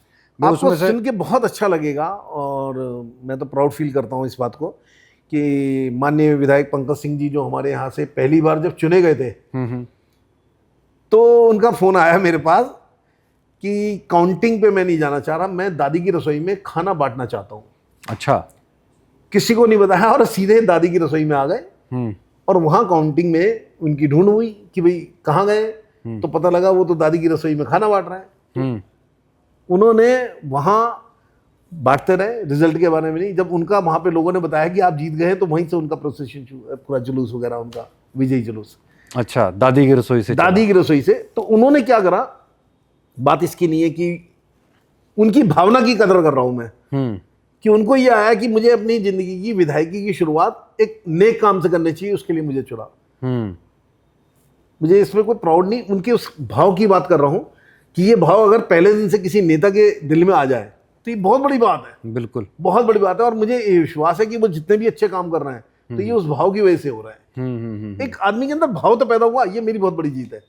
बिल्कुल। कौन करता है वरना अपने जिंदगी की विधायकी की शुरुआत और वहाँ पे काउंटिंग की शुरुआत वो वहाँ से कर रहे हैं, बहुत बड़ी बात है, बहुत बड़ी बात है। देखिए, जो बात उन्होंने आपसे किसी एक सज्जन ने कहा ना कि भाई यार कमाई बहुत है इसमें तो कमाई के मायने डिफरेंट हैं। ठीक है जी, कमाई जो ये कमाई है, ये हर एक के नसीब की नहीं होती। नहीं है। पैसा तो मैल है, वो आज किसी की जेब में है, कल दूसरे की जेब में वो चला जाएगा। और शायद मैं ये आपके सामने इसलिए भी कह रहा हूँ कि मैंने शायद ही उनसे कोई काम कहा हो। 8-10 साल हो गए, तो मतलब कोई मतलब, वो कहते हैं ना जी कि बदन है मिट्टी का। मुझे अच्छा लगता है कि जब वो कुछ अच्छे लोग राजनीति में अच्छे काम करें, अच्छी भावना के साथ आए, तो यार ये हमारे लिए और क्या चाहिए, हमें और आपको और क्या चाहिए, पूरा देश सुधर जाएगा। बिल्कुल बिल्कुल बिल्कुल। सिर्फ राजनीति, हम नेता इसीलिए चुनते हैं कि अच्छे लोग, भाई हमारे जो काम नहीं हो रहे, जो काम हम नहीं कर पा रहे, इसलिए हम लोग आपको इलेक्ट कर रहे हैं। अगर यही सारे काम फिर, क्योंकि वहां पे एक्चुअली कंडीशंस है ना, आप हर काम खुद कर भी नहीं सकते। भाई अब गली के अंदर अगर नाली बनवानी है तो वो आप कैसे करोगे, उसके लिए परमिशन चाहिए। नहीं, अब ये हमारे वाले तरीके भी है आप नहीं करोगे तो हम 10 आदमी मिलके करेंगे। 10 आदमी वो बन तो जाएगी, लेकिन कल को उसके बंद होने का भी खतरा रहेगा जब तक कि वो म्युनिसिपल पार्टी से क्लियरेंस ना मिल जाए। बिल्कुल बिल्कुल बिल्कुल, है ना। तो वो बहुत सारी चीजें, बहुत सारी लिमिटेशंस उसके बीच में आ जाती हैं। आप ट्रांसफार्मर कैसे लगाओगे जी? बिल्कुल सही बात है। ठीक है, ये आप प्राइवेट ऑर्गेनाइजेशन जरूर हो, लेकिन वहाँ पे आप प्राइवेट गवर्नमेंट की प्रॉपर्टी के ऊपर ट्रांसफार्मर आप अपना प्राइवेट नहीं लगा सकते। तो वो जो लिमिटेशंस को क्रॉस करने के लिए उन लोगों को इलेक्ट करके वहाँ पर पहुँचाया जाता है कि भाई, इसी तरह से जैसे यहाँ पे हमारे सांसद डॉक्टर महेश शर्मा, ये तो डॉक्टर थे हमारे साथ उस जमाने के 84-83 में, जब ये सीढ़ी के नीचे बैठ के प्रैक्टिस करते हमारे उससे, आज भी हम जाते हैं तो कोई बदलाव नहीं लगता। आई मीन मेरे को राजनीति में, हम लोग लकी हैं कि हम नोएडा में हैं और हमारे इतने पुराने संबंध हैं इन लोगों से, बट ये बदले नहीं, ये बहुत बड़ी बात है। और देखिए, किसी को 8 लाख वोट मिल रहे हैं, तो 8 लाख लोगों को संतुष्ट तो कोई कर ही नहीं सकता। बिल्कुल। और हमें जरूरत क्या है, हमें तुमसे चाहिए क्या भाई? हमें आपसे चाहिए देश को सुधार दें। जिस जगह आपको पहुंचाया गया है, आपके पास था क्या? स्कूटर पे चलते थे, आज भगवान की कृपा से सब कुछ है, तो आप देश को और समाज को, हमारे नोएडा को सुधार दें। जो सजेशन हम लोग दे रहे हैं, सारे सजेशन मेरे माने जाएंगे, ये भी नहीं मानता मैं। बिल्कुल ठीक बात है। आपको कुछ अच्छा लगे इनमें से, एक्सेप्ट कर लीजिए। नहीं अच्छा लग रहा, सबकी सजेशन जरूर लीजिए। हमें भी अच्छा लगता है जब हमने कोई सजेशन दिया, एक्सेप्ट करा। तो डॉक्टर महेश शर्मा भी बहुत बढ़िया आदमी है इस मामले में। मतलब मैं हर पॉलिटिशियंस को ये कहता हूं कि आप राजनीति में आ रहे हैं, सलाह सबकी लीजिए, अच्छे काम करिए, और जो अच्छे काम कर रहे हैं, जितने भी, बहुत सारे लोग हैं इस तरह के, उनकी राय लीजिए, उनसे समाज को आगे बढ़ाइए, आप खत्म। और हमें चाहिए क्या यार, उम्र के इस पड़ाव में, बुढ़ापे में और क्या चाहिए आपको? नहीं, बहुत बहुत बढ़िया, और बहुत मजा आया जी आपसे बात करके, और काफी कुछ डिस्कशन में सीखने को मिला। एक विजन आप इतने सीनियर आदमी हैं, नहीं आपने खिंचाई नहीं करी? देखिए, इसमें खिंचाई करने वाला कुछ नहीं था। जब आप दिल से, लगन से, मैंने कहा ना, देखिए 2 तरह की कमाई होती है, एक पैसे की कमाई है, एक प्रारब्ध की कमाई है। और जो प्रारब्ध की कमाई है वो उसका नतीजा और उसका रिजल्ट आपको दिख भी रहा है और मिल भी रहा है। जहाँ पर एक विधायक आकर के और अपने हाथ से खाना बांट रहा है, और जहाँ पे G20 जैसे बड़े प्लेटफॉर्म के ऊपर पे आपको एज अ स्पीकर बुलाया जा रहा है, ठीक है जी, और वो भी दादी की रसोई का मॉडल डिस्कस करने के लिए, और फूड सिक्योरिटी जिसका आपका कभी मुझे लगता है कि दूर दूर तक कोई लेना देना नहीं था, कोई मतलब नहीं, ठीक है। तो वो जब डिस्कस करने के लिए बुलाया जा रहा है तो मतलब आपने एक वो एग्जाम्पल सेट किया, और जिस एग्जाम्पल के ऊपर पे गौतम गंभीर 1 रुपए में अपनी रसोई को चालू कर रहे हैं, और ऐसे बहुत सारे, नेकी की दीवार हमने देखा, अभी ट्रेंड के अंदर आई कि लोग लियो जैसे ऑर्गेनाइजेशंस जो हैं, लायंस जैसे जो ऑर्गेनाइजेशंस हैं इंटरनेशनल लेवल्स के, उन्होंने ये नेकी की दीवार चालू की। शायद यहीं से एक कंसेप्ट उनके पास में निकल करके गया। तो ऐसे बहुत सारी चीज़ें हैं, कोई ना कोई आदमी कहीं ना कहीं से इंस्पायर होता है, और एक एग्जाम्पल जब सेट होता है तो वो एग्जाम्पल जो है समाज के अंदर में एक दिशा देने का काम करता है। वो दिशा देने का आपने काम किया, तो यहाँ खिंचाई वाला तो कोई वो था नहीं। मैं इन्हीं, आप आए स्टूडियो के अंदर और आपने तमाम जानकारियाँ हमारे साथ में, दर्शकों के साथ में शेयर की, इसके लिए आपका बहुत बहुत शुक्रिया। और इन्हीं चंद लाइनों के साथ में मैं यहाँ पर इस पॉडकास्ट को यहीं रोकूँगा, और हमें उम्मीद है कि हम इसी तरह की सीक्वेंस को और सीरीज़ को आगे बढ़ाएंगे, और जल्द ही हम दोबारा भी, चूँकि दादी की रसोई अगर G20 में डिस्कस हो रही है, और फूड ग्रेन अगर दादी की रसोई वहाँ G20 के अंदर डिस्कस हो रहा है, तो उस फूड ग्रेन और फूड सिक्योरिटी को हम अपने पॉडकास्ट के अंदर भी, अगले पॉडकास्ट के अंदर में ज़रूर डिस्कस करेंगे, और उसको समझने की भी कोशिश करेंगे कि क्या क्या होना चाहिए और किस तरीके से होना चाहिए, एक विस्तृत एक मॉडल। बिल्कुल। और इन्हीं लाइनों के साथ कि बदन है मिट्टी का, सांसें सभी उधार हैं, बदन है मिट्टी का, सांसें सभी उधार हैं, घमंड सिर्फ इस बात का कि यहाँ सभी किराएदार हैं। वाह वाह वाह। तो ये हमें सोचना चाहिए कि यहाँ पर चंद समय के लिए, अपना समय व्यतीत करने के लिए हम इस धरती पर, इस धरा पर हैं, और उसके अंदर में हम कितना अच्छा इस सोसाइटी को, इस समाज के लिए दे करके जा सकते हैं। जैसे एक पेड़ का आपने उदाहरण दिया, आजकल वैसे भी एक ग्लोबल वार्मिंग है, तो उसके प्रति भी हमारे जो विचार हैं वो बड़े अब खुल करके होने चाहिए, और सभी को पेड़ जरूर लगाना चाहिए, ऐसा मेरा भी मानना है। और निश्चित तौर के ऊपर पे इस दिशा की तरफ हम कदम भी बढ़ाएंगे। लेकिन आप कहीं मत जाए, क्योंकि पॉडकास्ट की ये जो सीरीज़ है ये लगातार जारी है, और हम चाहेंगे कि ये पॉडकास्ट आपको कैसा लगा, और इस पे आपके क्या व्यूज़ हैं वो ज़रूर आप पिन पॉइंट कीजिएगा, ताकि अगले जो भी पॉडकास्ट आएँ तो उसके बीच के अंदर में हम उनकी पूर्ति ज़रूर कर पाएँ। नमस्कार।